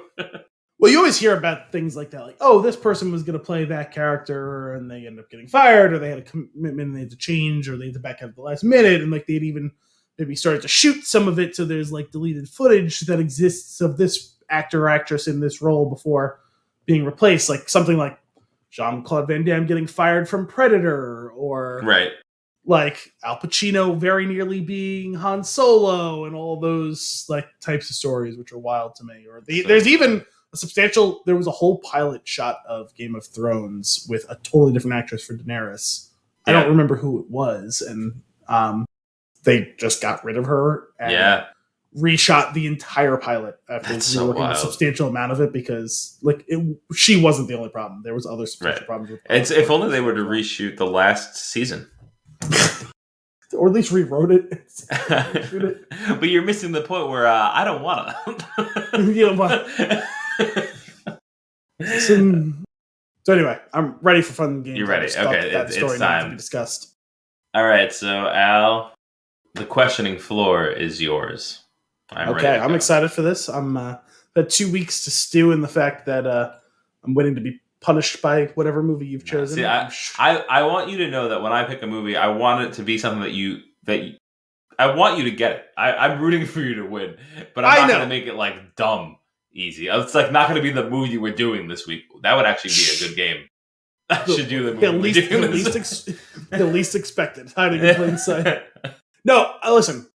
I do think it's cool for the person to pick a good movie but like it's got to be like a good movie that the other person knows. It doesn't have to be the most popular movie of all time, but it's nice if it's a movie that if I'm not even 100% sure you've seen it, I'm 100% sure you're familiar with it. Which last week I didn't know for a fact that you had seen The Butterfly Effect, but I was like, there's no way he's not intimately familiar with like its existence and all that. Sure. Or when I picked Indiana Jones, like stuff like that. Same thing. I've seen The Mummy 1,000,000 times. You picked that, you stumped me. It's a good choice. It's not like, you know, movie made in like India in like 1985 or something like that I've never heard of before. Like it's a real legitimate blockbuster American movie that came out in my lifetime that I've seen many times and I fucked it up. That being said, is this movie made in the 2000s? No. Is this movie... It's tough when it's not in the 2000s because I don't know how far back to go. Is this movie part of a franchise? No. Is this movie based on intellectual property? No. I think I'm going to have to start changing the initial question to, was this movie come out in my lifetime? Because that's probably a better one than 2000s. Like, that's a good one. Expands it just enough that I can start to... Yeah. Because I doubt you're going to pick like a movie from the 1940s. Sure. Which means you're going to pick one 2 weeks from now. But, no.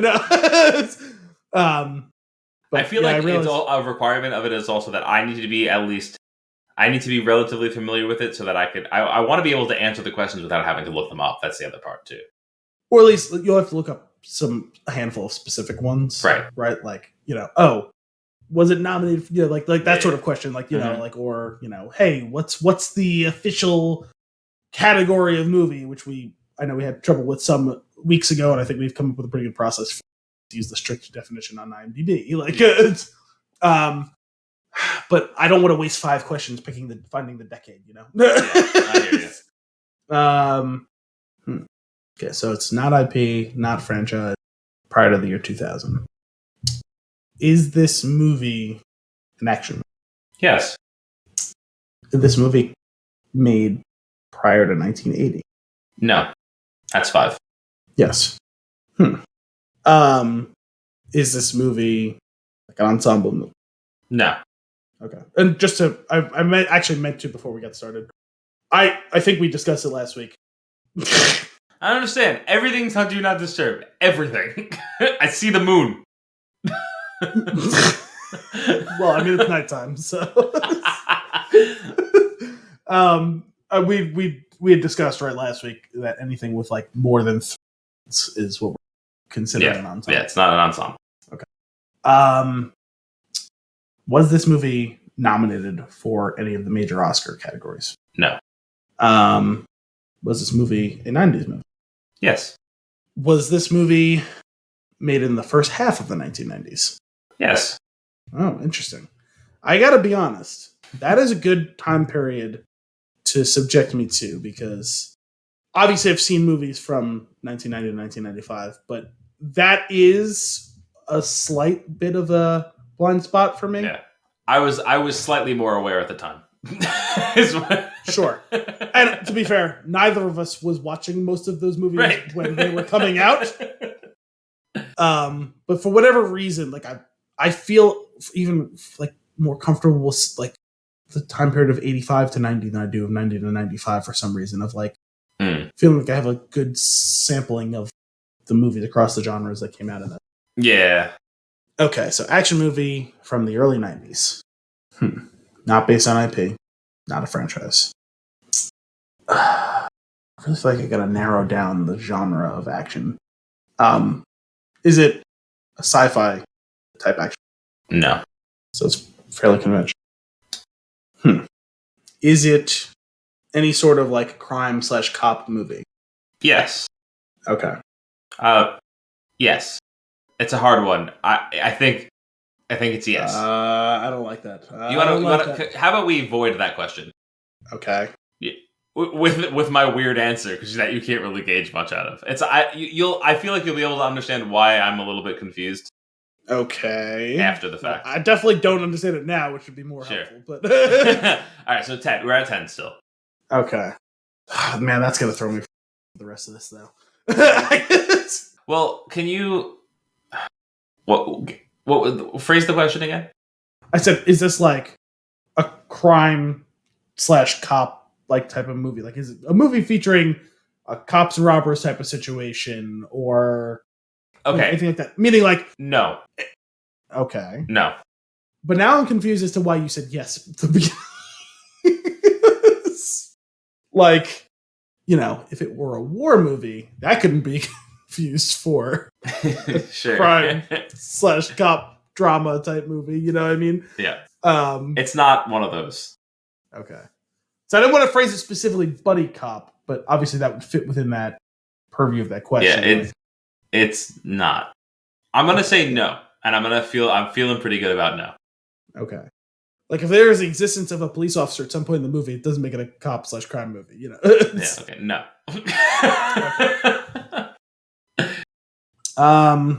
So that's good, because I don't have to waste a question about whether we've done this movie on the show, because I think only Point Break go along those lines.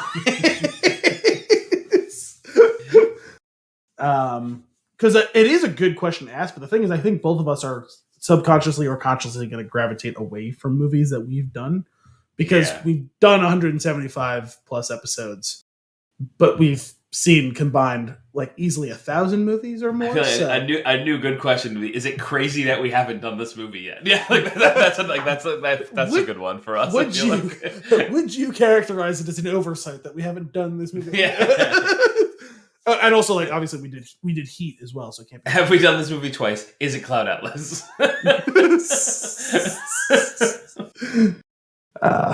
Yes, of course. What do you got there? Unpex? No, still a pepperoni. Okay. Jesus Christ, my tricep has like 5 mosquito bites that are all on fire. They're nesting in there. It does kind of feel that way. Yeah. I am at a pick. So not sci-fi, not cop. Like, does this movie take place contemporary to the time period? Yes. Plus or minus a couple. Yes. Exact same. Okay. You're gonna get me on this one. You're definitely gonna get me on this one. Yeah. I feel like there's always the possibility of like a 3 in a row where you start to gain speed. Yeah, no, I know. The problem is I'm like getting now like conservative in my question asking because I haven't seized on anything specific other than time. Yeah, you haven't yet. It sucks. I feel like within the first 10 you need something to go on. Yes. Yeah. I feel like I'm firing blindly right now. Yeah, that's how I felt last week. Yeah. Or 2 weeks ago.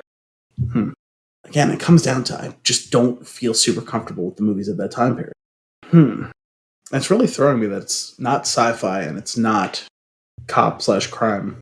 I feel like that was ripe for that period of time. Yeah. I've asked 12? Yes. Man, if I could get an actor or actress, that would be huge. That would probably be clutch. But all the movies I can think of from that time period don't fit the criteria. Like, I was even thinking of something like, what's it called? With Tommy Lee Jones and Harrison Ford. The Fugitive? Yes, that. I was thinking of, like, The Fugitive. And, like, U.S. Marshal. I think U.S. Marshal might have been 96, slightly outside of it. But, like, but that's, like, top stuff, I already mentioned Heat and Point Break. It's, like, sci-fi, like, so it's an IP, so it's not Jurassic Park. Like, it's, And so sometimes it's good. If you start throwing movies out there, it might spark something. I know. That's why I'm like, even though if I'm not vocalizing it, like this is what's going on in my head. Yeah. So I'm like trying to like jump in and out of the inner monologue vocally because I'm like, man, like what is? And I'm just totally drawing a blank on based on the set of parameters I've already, and like it's not Oscar nominated, so I can't like sneak into it like that way. And it's not an ensemble, although I can't think of an ensemble movie from that time. Right. I feel like those came a little later. Yeah. Or even if, like, again, this is, like, it can't be Pulp Fiction. It can't be Reservoir Dogs. Those are cop crime stuff. Those are ensembles. Like, and I'm afraid to give away one of my precious questions now because I feel like the noose tightening. Yeah. You got... Okay. Is it a war movie? No. I knew I shouldn't have asked it, but it was like... Hey, you can cross it off. Cross off all the war movies, I know. It's good. Because I even had like stuff like The Big Red One and like some of those other like that wasn't like a huge time like period like that 5-year gap for like war movies, but like that's the one I think of from like that time. Or Thin Red Line, one of those two. I forget. I always confuse those two movies together. Action. Because I feel like I've gotten all the major versions of action movies like covered with those questions, and it's none of those things. 90s. Early 90s. Fuck, I'm like I'm totally blank right now. I don't even That's know how I was feeling. That's exactly how I felt last week. I don't even know what direction, like now that I 2 seconds ago saying I don't even want to waste any of my precious questions. I don't even know what to ask. You don't know which questions to throw out. Like, not even like, oh, like I'm hemming and hawing whether I should ask this question. I don't even have a question to hem and haw over right now. Jesus. Has the director been nominated for a major Oscar in any other movie? Or she directed? Sorry, I know that's going to require you to dig a little bit, but it's going to allow me some time to think about some other avenues while also possibly giving me a... If you click on the person, you should see... Oh, yeah, I'm looking through their awards now. Can you phrase it? What was the question again? Well, you had already said this movie wasn't majorly, like, nominated, but, like, was this director nominated for a major award for another movie? No. Doesn't really help me, but... That's 14. Was this... He's got it. Something's brewing. I see it happening. Was this a martial arts movie? No, but that's a good one to consider for the future. Well, especially, like, if it's not crime cop. It's not Yeah. sci-fi. It's not war. For that period of time, like there's the Jean-Claude Van Damme movies, and like all that stuff. Fuck, it can't even be like Lethal Weapon 2 because it's not a cop movie. God damn it! I was wondering because Richard Donner just died. Like if it was that's the way you were going, like shit. I'm getting mad now because you're gonna. Yeah, I think I'll use this as a hint. I'm not taking a question away or anything. I think you might be mad. It's in your line of questioning. It's a little bit obscure, so I feel like that's why. Like because you've kind of been thrown off because you haven't. While you've eliminated a lot, you haven't gotten to it. I have a question. It's a clarification for one of the early questions. Sure. When we're saying early 90s, the math of that would be, I guess, 90 through 94? Yes. Okay. I would say before 95, but which is that? Yeah, so, which I would as well, because 90 through 94 is 5, 95 through 99 is 5. Like, if it came out in 95, I probably would have paused on the question and been like, Well, that's why I want to make sure I'm like really like narrowing it. If it was a 95 movie and I was thinking 92, 93, 94. No, you're looking in the right zone. Yeah, okay. I just want to make sure that we have the exact same mathematical definition of that for my own. Which I thought that was the case, but like I just wanted to be 110% sure. Yeah. Oh, god damn it. Because the way you had phrased it was the first half of the 90s, so it was a little bit easier to... There was no which, again, like I assumed that our math was going to line up on that. It's hard to get breaking down a 10 number range into a clean halves as wrong, but for my own peace of mind, I had to ask for that clarification. And literally my peace of mind is what we're talking about here. Fuck. Not a fighting movie. Not sci-fi. Not cop crime. Not IP. Not franchise. No nominations. No nominations for the director outside of this movie. Not an ensemble. Man, I just feel like all of those movies... I feel like 80% of action movies from 1985 to 1995 were cop movies. Like, I'm sure the math isn't correct, but that's the way it feels anecdotal. Yeah. And I feel like the rest of them were sci-fi. Oh man, this is frustrating.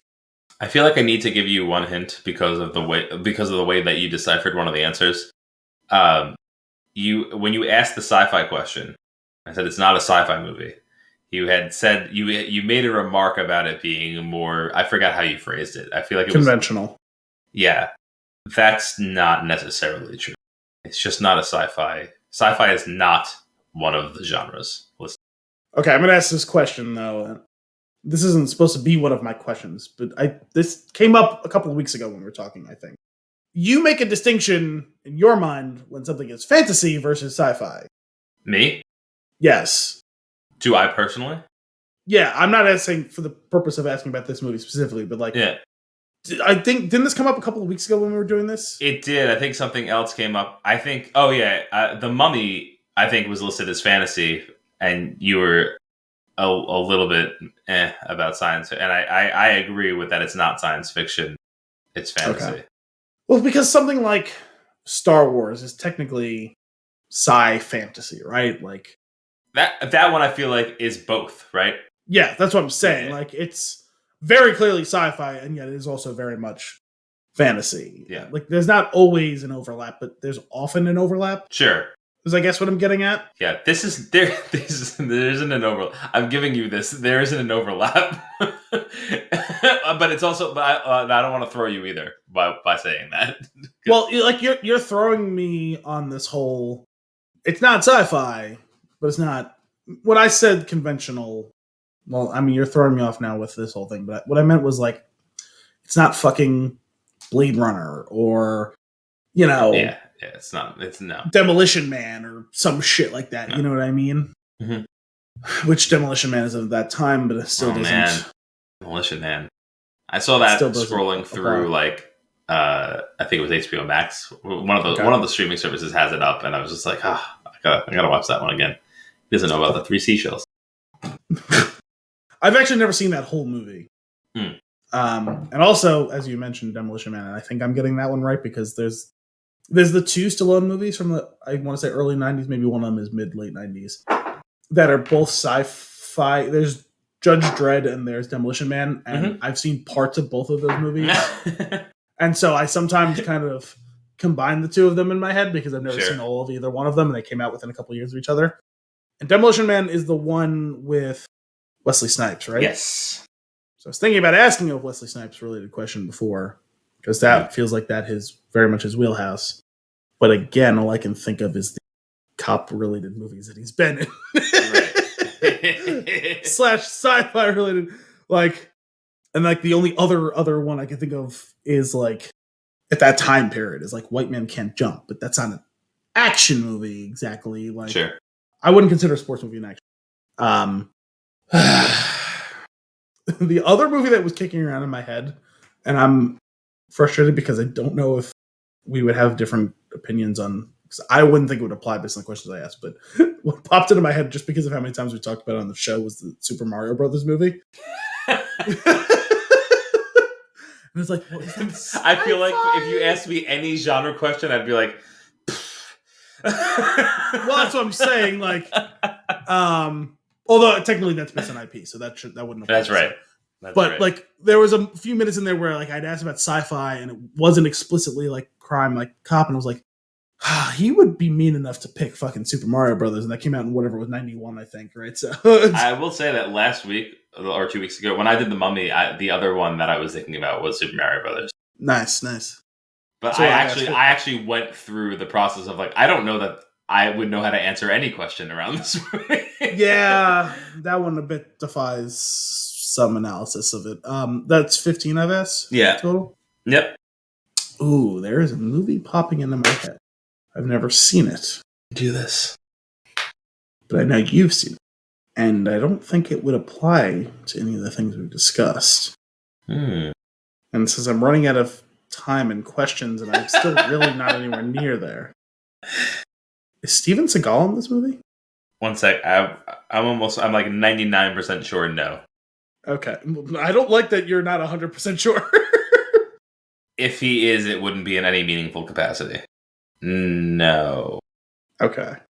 No, because the one, and my time might be slightly off, but the one I was thinking of was that one, I think, which is the one that, I probably wouldn't even be able to get it even if I got it. There was that movie that you talked about on the show before where sent to see it, and he dies in the first 10 minutes. That's definitely an ensemble movie, though. Oh, is it? I've never seen the movie. Yeah, that's executive decision. Executive decision, okay. Oh my god, the movie. Does that fit the timeline too, though? Because I know that was like a 90s. Probably. Let's see. No, it doesn't. That was a 96 joint. Oh, okay. I was close enough, but I had a feeling it might have been outside of the range, but so I'm going through. I had wanted to ask whether this was a Schwarzenegger movie. The problem is, again, most of his movies, he's a cop or it's sci-fi. Mm-hmm. So, because I was thinking stuff like, when I said sci-fi, I obviously kicked it out, but like I was thinking through like, oh man, he's got a couple of those movies in that time, and I was thinking Total Recall, but obviously can't be Total Recall. Is Arnold Schwarzenegger in this movie? Yes. That's 17. But it can't be Kindergarten Cop. But that was the problem, right? I was like trying to get through those movies, and I was like, okay, can't be Total Recall, can't be Kindergarten Cop. It's not conventional. It's not sci-fi. I've done 17 questions. Mm-hmm. Is Charles Dance in this movie? Yes. Yes! It's got action in the name because it's the last action hero. Yes, it is. That's 19. Meow, meow, meow, meow. It's one of those funny ones, right? Where it's like, if you had started off with is Arnold Schwarzenegger in this movie, you would have gotten it in like 6 questions. Yeah. Probably. But well, the problem is, but is he not a cop in that movie? That's the thing. Yes, he is a cop, but it's not a cop movie. And it's not, that is why I was torn. Do you see my problem? I don't know. I would say that's a cop crime movie because he plays a TV cop or movie cop who's hunting a crime boss. Like Charles Dance plays a crime boss in the movie. Yeah, that's a bit of a stretch. It's not a cop movie. Well, it's a cop movie within a movie about movies. And that one is definitely fantasy, not sci-fi. Yeah. Yeah, but the main plot of the movie is more so about the kid being stuck in the movie and like trying to get him out, and then the mix mash of going back and forth between the worlds. So that's why I think saying a cop movie would actually throw it off entirely. Sure. Which is why I was willing to omit the question, but I know that confused you more. Well, it confused me more because I'm thinking like, oh, he always plays a cop. He's a kindergarten cop. He's, a cop. But that's the thing. You're right. Technically, the movie is not about cops and robbers. But the movie that the kid is trapped in for like 60% of the runtime is a cops and robbers movie. Yeah. That's fair. You know what? Honestly, you just picked a movie that so oddly defies. Yeah. It certainly was unconventional, but when I said conventional, what I was thinking, and this is actually more on a me thing.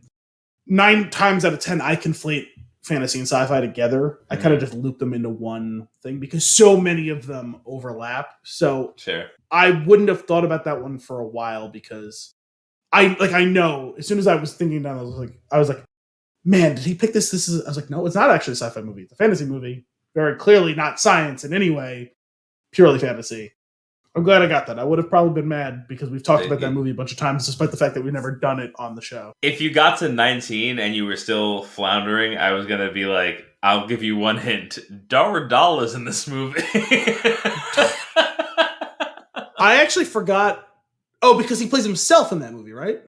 I think so, yeah. F. Murray Abraham plays F. Murray Abraham, right? Oh, when I think in one scene, right? He plays himself like when they're at like when the actors are like on the red carpet.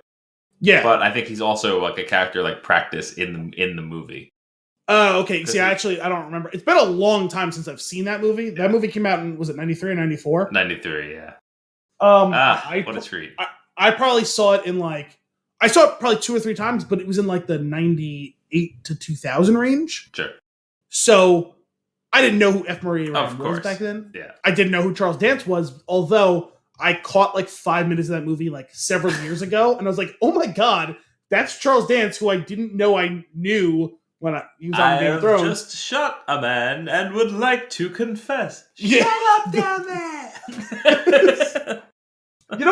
You know what? Like, I should have just recalled, because I can instantly recall the way he says the line all these years later from having seen the movie 20 plus years ago. When they're in the house and the kid gives him the phony bills and he goes, "These are marked bills." I'm not doing the impression, but in my mind, I literally hear Charles Dance saying that, even though it's been over 20 years and about 10 years prior to me knowing who Charles Dance was that I saw that scene. It's just one of those things. I can't believe I pulled that out of my ass. Well done, Al. You made it. You got there. If I just asked the Schwarzenegger question like 8 questions ago, I had intended to at that point, but I was like, did a quick inventory. I was like, nope, can't be Total Recall, can't be Kindergarten Cop, can't be Yep. Oh man, good stuff. Glad you got there. With that, let us get into our flick of the week. The Tomorrow War. Released in 2021, rated PG-13 with a 2-hour and 18-minute runtime. Your IMDb synopsis. A family man is drafted to fight in a future war where the fate of humanity relies on his ability to confront his past. To confront the past. Well, I guess both. Sure. Al, I'm going to need you to give me your Tweet Life review. What the fuck did I just watch? 5 out of 10? I don't know. Nice. That's pretty close to my Tweet Life review, which just says LOL ... And I did 3 out of 10. Okay. I mean, I had kind of jumped around in the whole range of 4, 4.5, 5. I settled on 5 purely on the movie, the backs of like the movie making. And like the one specific sequence where him and the daughter talk in the future about where everything went wrong in their lives. Mm-hmm. I actually really like that scene. Okay. Are you? You're not talking about the beach. You're talking about when they're doing science. No, I think maybe the beach. The beach. Okay. I broke this up over like 3 on the beach. Because I do have a note that says unearned emotional scene on the beach. Well, that's the thing is that's the thing is the quality of the movie didn't earn it, but just viewing it in a vacuum, sure, the scene was good. Well, and I will. You know what I'll give to that is one of the things that was really throwing me for a loop. This whole good actors in the movie doing a great job, like A+ job with F- material. Yeah, and that's what I'm getting at is like if I'm gonna dig for, and I don't think I really have to dig because like you're right in the grand scheme of things, the movie didn't earn that scene, but no, in a vacuum, just looking at that scene, if you took that scene and put it into an adequately made movie, it's a really strong scene. Sure. So like it's not like it got a tear in my eye, but I was like, oh wow, this is real. Okay, this is compelling interpersonal drama between a father and a daughter in a crazy sci-fi setting and all that. And it was well performed by 2 actors that I really like. Obviously, we've talked about Chris Pratt a million times. Yeah. Big fan of his.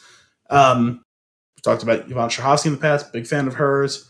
The 2 of them together was a really odd pairing of actor and actress, but that scene really worked in a vacuum. And there was a handful of other things as far as the technical making of the movies that I appreciated that make this not a total and complete disaster. Like what? Well, the CGI was inconsistent. I actually really liked the creature design itself. Just from an art direction perspective. I'll give it that. Mm-hmm. That was a cool, like, if you're going to come up with this is the scariest thing in the world, pretty good job as far as designing a character that's terrifying. It's some sort of giant chimera type thing, and it's White Spike. Yeah, I hate the name. That's when you blow it, right? It's like, oh, this thing looks crazy cool and creepy. What do you call it? What? Why? Give it another minute. No. Let that simmer for a minute before you put that one on the page. Loathe the name. Loathe entirely. I do. Thank you, the Grinch.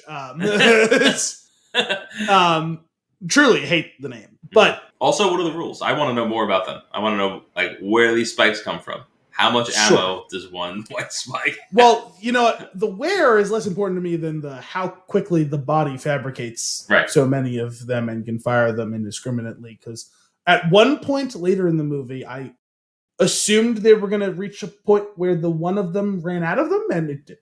But whatever, what do I know? Because I don't know what the rules are either. You mean it was just shooting them like crazy because it was blonde? Yes. Yeah. Yep. That would be the scene. But yeah, no, it's funny because it actually, to me, like it evoked like. Have you been keeping up with Mass Effect Legendary Edition? We haven't talked about that in several weeks. No, I haven't really been playing a lot of games lately. Okay, so but maybe you recall from your original play of the game.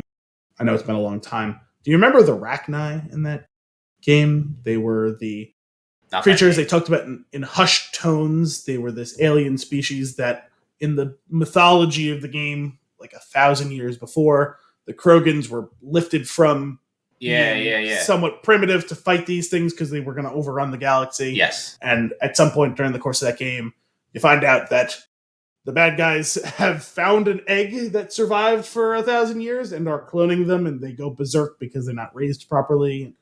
They look like giant crustaceans, I'll say. Okay. Like kind of evoking like lobsters and shrimp in like the body, but huge.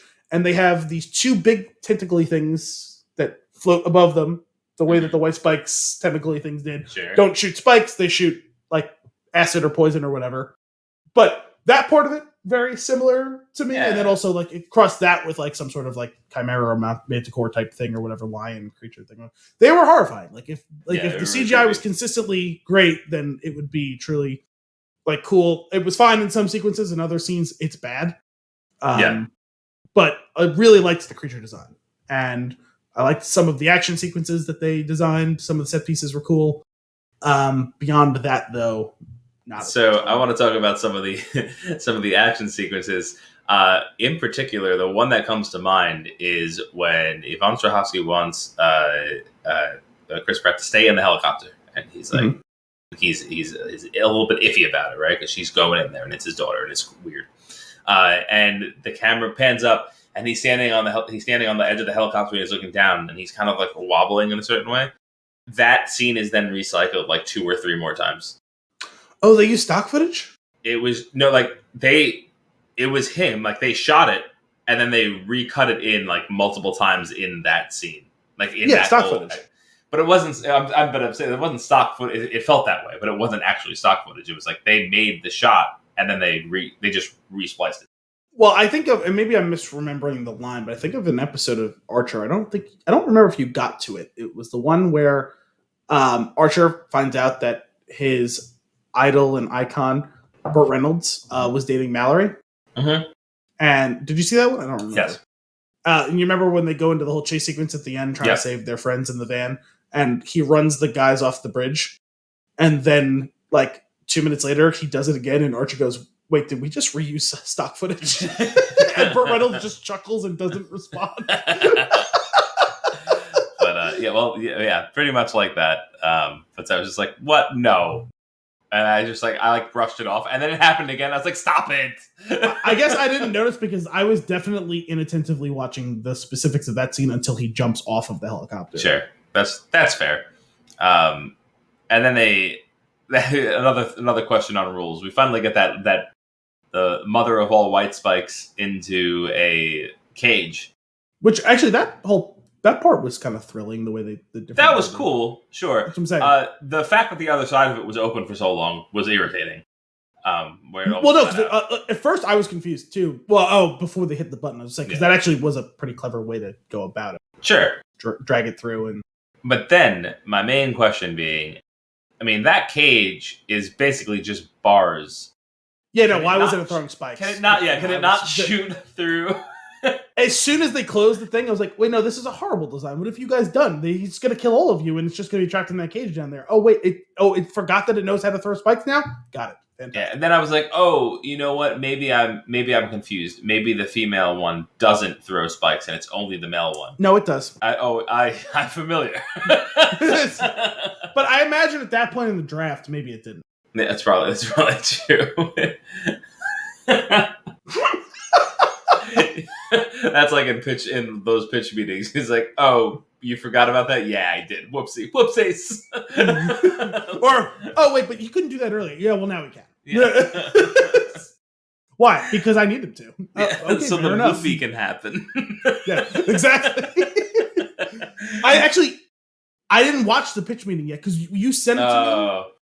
Like the day before I watched the movie and I forgot to go back. I was thinking about it too right before we got started recording today. I was like, because you made some mention of the pitch meeting, and I was thinking too, like just kind of cycled with me. I was like, there was one of those I saw or meant to watch that I didn't actually watch. It's a good one. It's a very good one. I've got another question here. So we talked about the emotional scene and how, yeah, in a vacuum, good scene. But I'm just gonna keep ragging on this because it is not believable to me that the character that they created on screen, Forrester, would have left his wife and kid. No. It's not believable at all. Then I watched some breakdown thing because I was just so curious what other people thought about this. And somebody did a breakdown of when they're flipping through his files on the computer screen, the one that says that he's dead. Mm-hmm. And it's not only did he leave them, but it was a domestic abuse call. Oh. And I was like, no, again, this is not in character. Well, I guess though it does track with everything she said about him turning into an alcoholic and all that. Yeah, but it's just wouldn't have happened. I'll push back very meekly against what you're saying. They were sowing the seeds for him being a very disgruntled, right? For falling apart. But the whole thing for me was I totally can see where you're going with that, and I agree. Except for in the hardest of times. His family is what made him okay. Yeah. So that's why it's not believable. Sure. I mean, maybe jacked J.K. Simmons was abusive. What was going on there? Conspiracy Santa? Conspiracy Santa, just the straight up yellow M&M jacked. The yellow M&M? Well, you know what? You don't remember? He got jacked to play Commissioner Gordon and then was Commissioner Gordon for one scene in a trench coat? Oh, I didn't realize. Is that why he got... Yeah, absolutely. See, I had forgotten about that because you don't actually see him jacked. But I remember before... It was Dawn of Not Dawn of Justice. It was Batman. It was Justice League, right? That was the first one he was in. The only one he was in, I think so. I don't know. It might have been. I wonder if it was Dawn of Justice. I think it might have been Batman. You did the same thing I did. Yeah, Justice League. I think it was just for Justice League. I'm not 100% sure, but I remember like when he was cast, like shortly after they shared a picture online on like Instagram or Twitter or whatever of him working out, and he has a beard and he's wearing a tank top and he's doing curls of actually pretty substantial weight, and he's like ripped, and everyone's like, "Oh shit, we got a ripped Commissioner Gordon," which does not play into the movie at all. They made him work out, and then I'm assuming they must have shot scenes and it just didn't make the final cut. Right. Even the final cut, it doesn't make. Yeah. But so that must just be left over from getting jacked for that role. I guess that dude looked great. I mean, he's only in like 4 scenes in this movie, so he easily could have shot it in his off days between or before, during, or after the shooting for Justice League was. And I think that's a lot of the problem with this movie is like there are sequences that feel very well fleshed out, and there are other sequences that are like, I would love to know what's on the cutting room floor of the script or of the editing room, because what you have here speaks to you planning to develop this substantially, and what ended up on screen was form it. Yeah. Because this is a television show. Yeah. This movie's a television show. I don't know how it became a movie, but this could have been like a good season of television. You know what's crazy to me about it is the whole future war aspect of it. Jumping into the future, jumping back, getting the vaccine, all that fun stuff. That's what I'm going to call it. Vaccine. All that. It really largely doesn't matter much. Like because at the end, when they blow up all of the aliens, they only use that stuff a little bit to kill them. They mostly use a bomb. Well, they use it a bit until they realize they didn't have nearly enough. Right. If they had started with the bomb, though, it would have been... Well, the part I was confused about was... I mean, there's a lot of things, but to that specific topic, right? Okay, so conventional weapons only work with a limited fashion because they're super strong and they only have specific weak points. Got it. Oh, we have this chemical that we can use against some of them in mass, but it only works against the males. Got it. Although, you told me that. I didn't see it ever happen. Mm-hmm. There was a couple of times you could have really used it before, like you just happened to casually mention it. Like, oh, I don't know, when the last chance hope wave of soldiers you bring in, including your father, who you are planning to send back with whatever new thing you know that you have this issue, right? Oh, wait, he dropped in a time that wasn't expected because you had to move up the timeline, and he drops in the middle of Miami, and you need to keep him safe. Oh, how about you deploy some of that poison now? Yeah. Because they're being swarmed by them. Let's deploy it now.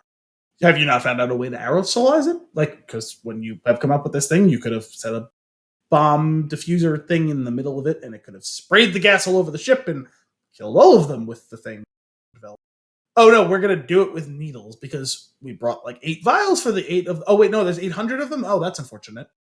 And then, but they're asleep, so bombs will work because they're not like swarming us or running around or in the middle of like an insurgency in like a city type of thing. Like, oh, we could just blow up this bit of ice and sink this thing into the water and they'll all drown or explode or light on fire and all that fun stuff. Great.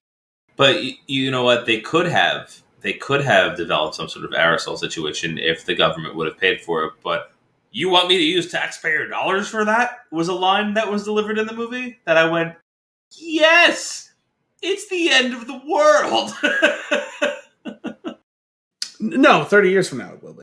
Sure, but they're in the heat of it now with people being... Well, there was definitely some very poor global warming social commentary on all of this. It just a smidge. And that's part of it, right? Like, because that is literally the conversation. Oh, wait, you want us to pay money for this thing that might happen 30 or 50 or 100 years from now? Right. No. You know what's also crazy? Is that after all this is said and done, the white spikes weren't the actual threat. It's whoever brought them. Yes. They wholesale ripped off Alien and Predator for this movie. Yeah. But that's only tacked on in the last 20 minutes of the movie. Yeah.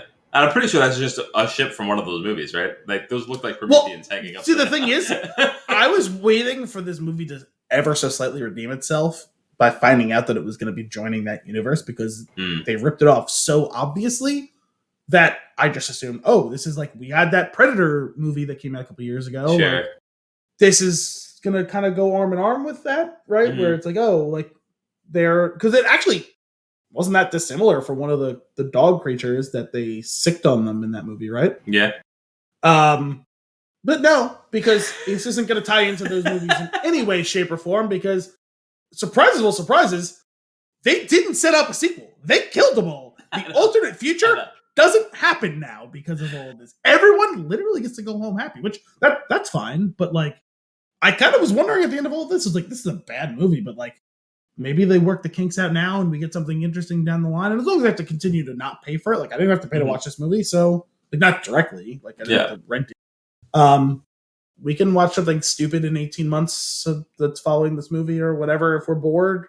Nope, because all of the all of the loose ends were tied up. There are many plot holes. All of the loose ends have been tied up. I don't understand how this. I wanna throw some rapid fire ridiculousness at you. You ready? Okay. There's a scene early on after the jump where they're in a Humvee and they're flying out of the way, driving. They get to the beach and there's this really sweet shot of the Humvee driving through the water. Mm-hmm. Water splashes up, right? Yep. For no reason at all. They went down to the water to ride through the water to come back up onto the beach. Come back up where? Onto the beach. Oh yeah. Yeah. I think the truck just needed to cool off. I think it needed to take a quick dip, and success. Next, when they capture the female alien, I'm like, are you going to bring this back to the only safe haven? Yeah. Okay. Yes, you are. You're going to bring that. Perfect. I was surely this will get out in the finale, right? It's the most defensible place. So on that perspective, I understand. But on the other perspective, they seem to have, for whatever reason, just decided to not attack that area. Yep. But now they're going to, because they want that female back. That's it. Fuck those landmines. Also, how did they get landmines? Sea mines. Yeah, how did they get past it? They swam the whole way? They swam the whole way and they started exploding in the mines, and then some of them got. Yeah, no. So, but they swam the whole way. Yes. Okay. Yep.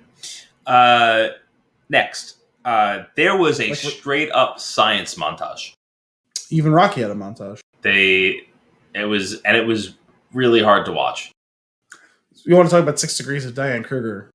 Haven't thought about the montage song from Team America in a long time until last night when it came up in conversation.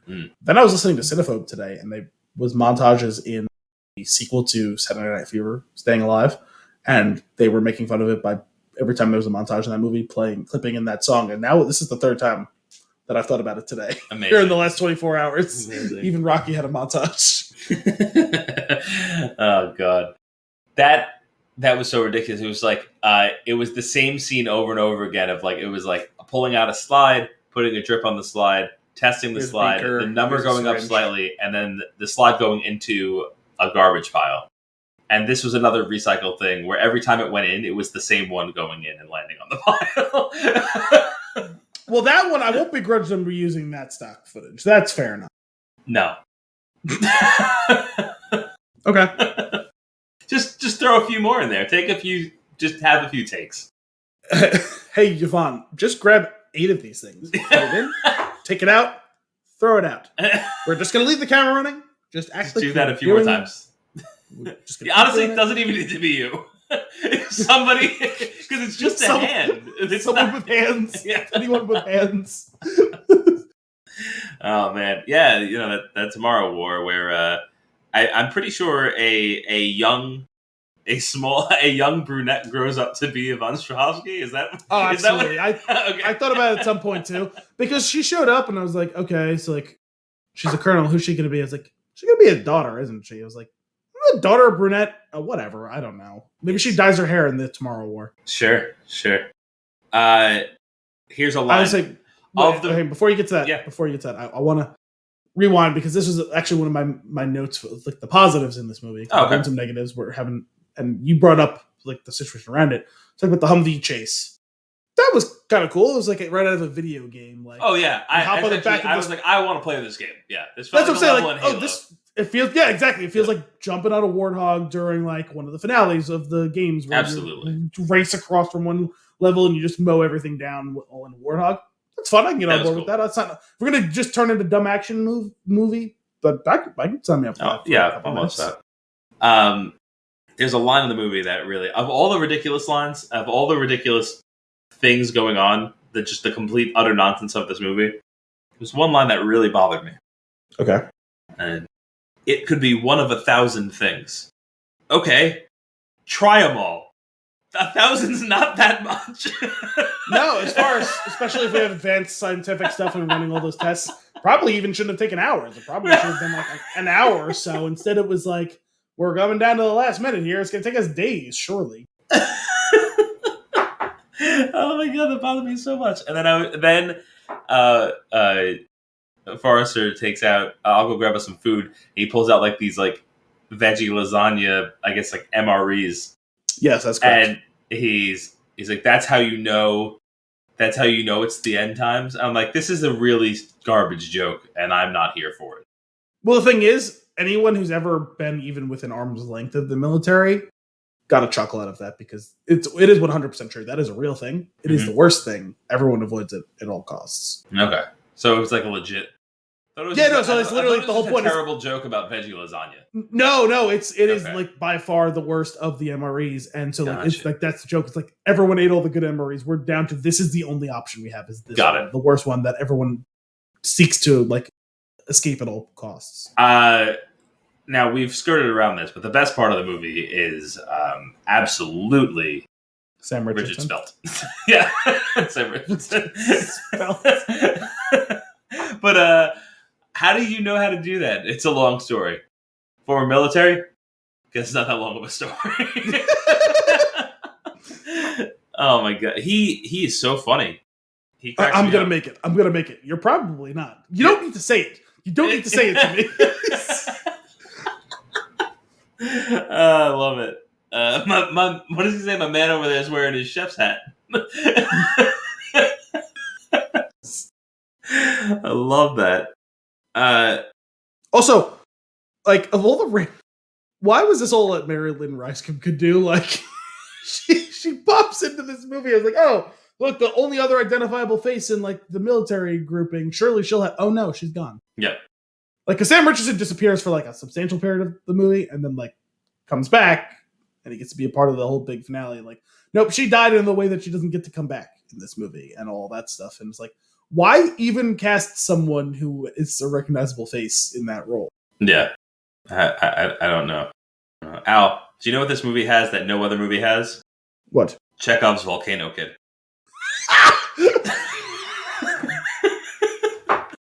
Thought you'd like that. Yes. I feel like this movie had a lot of Chekhov's guns, that being like the first and foremost. What I love that turned into, this kid doesn't just know a lot about volcanoes, he could do anything with a computer. Yeah, he's like part hacker, part like statistical modeler. Like, I just thought he was a volcano nerd. That's all they gave me. And then Sam Bridges was like, "Can you bring up an ice melt projection for Russia?" And he's like, "Yeah, right." Like, okay, my belief is suspended enough. My disbelief is suspended enough to know that he would know about that specific explosion of the volcano well over 1,000 years ago. Fine, fair enough. And you know about the specifics of that sort of material coming out of it or whatever, and that it would have a long sway. Can we not hand it off to one of the other many scientists that are in this movie to do the ice melt prediction? Why is the kid doing that? Right. Also, the whole concept of they never actually thought to think about where these things came from.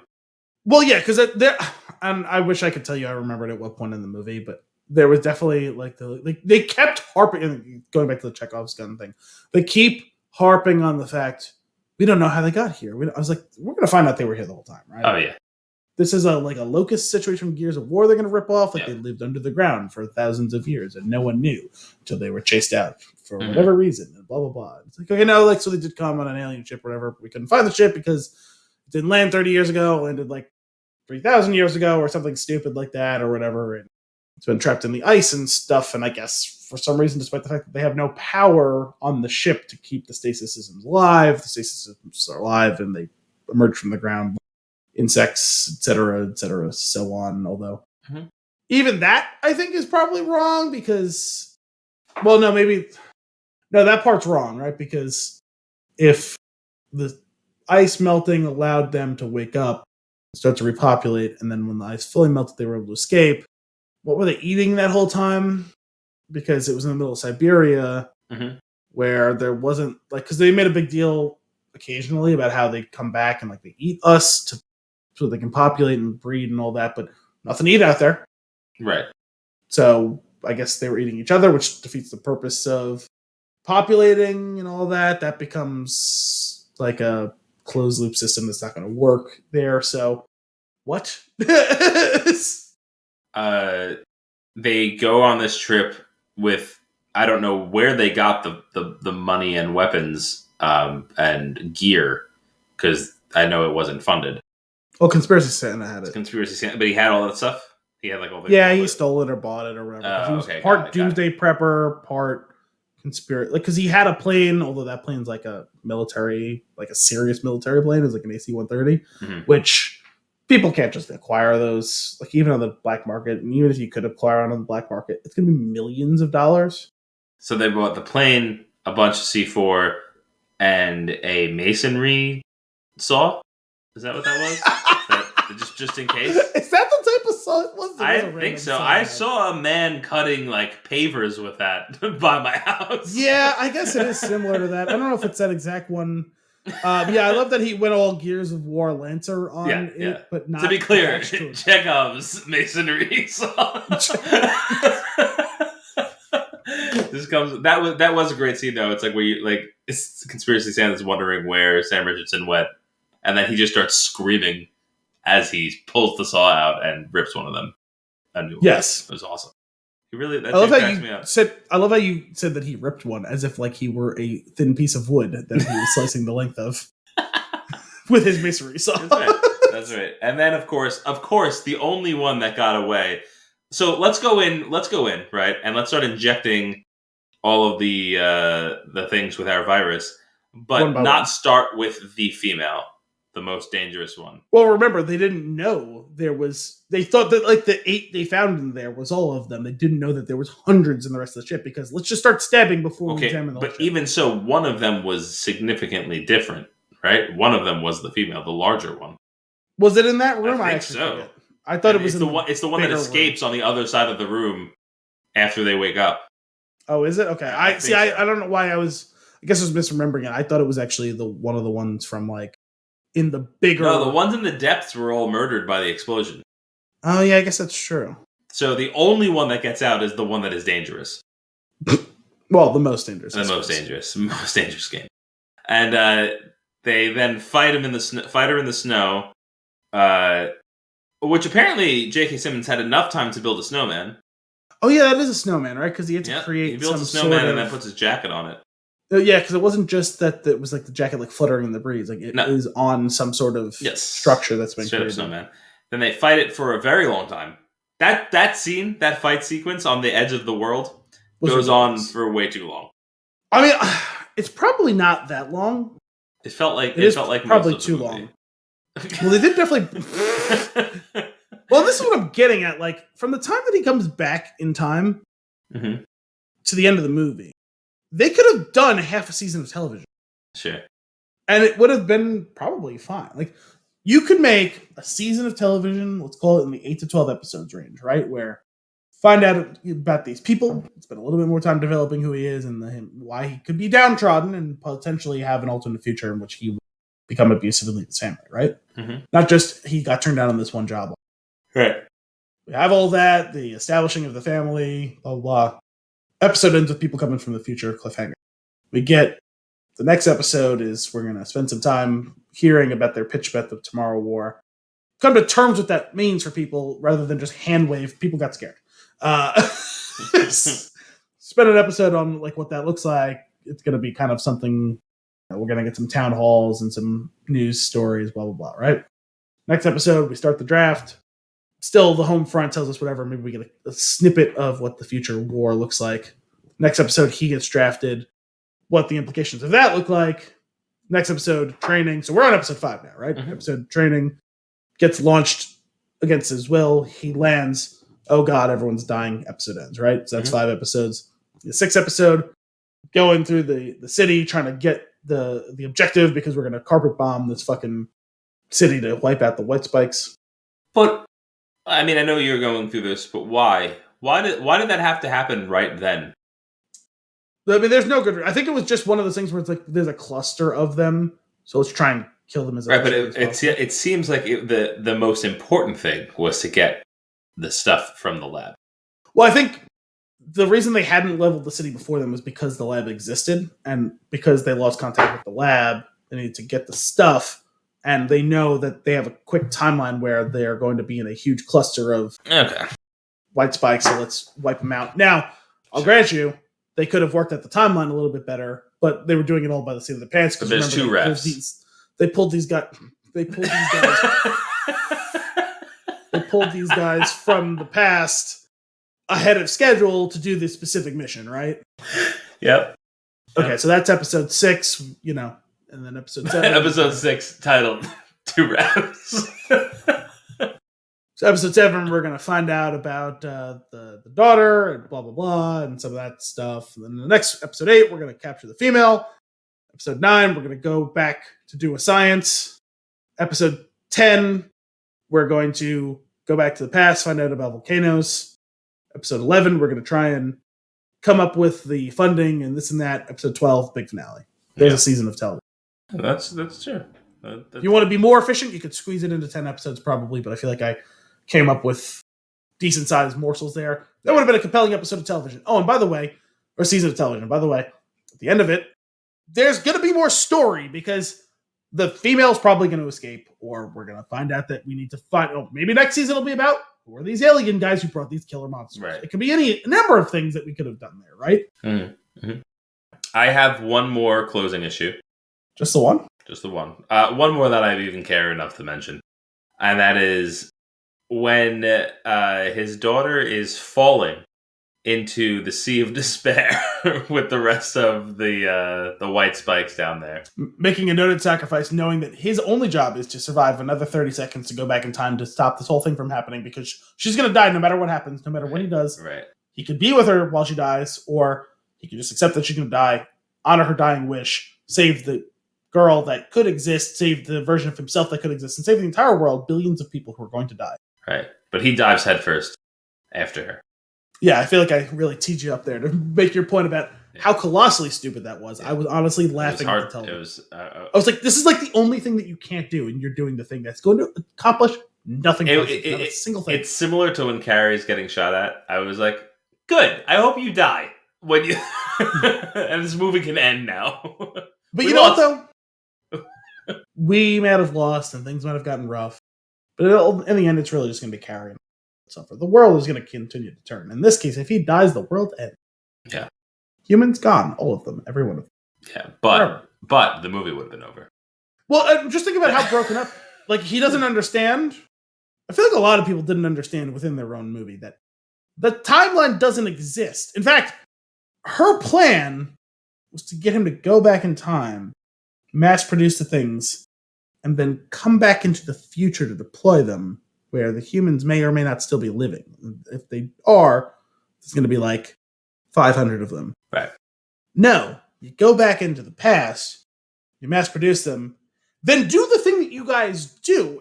You go find the source of them and kill them before this thing can happen. Mm-hmm. You erase that timeline entirely. Why do you not understand? No. Branching timeline. Yeah, exactly. Branch into a better branch. That branch is dead. That branch needs to be pruned. It does need to be pruned. And it's the Loki crossover event. Amazing.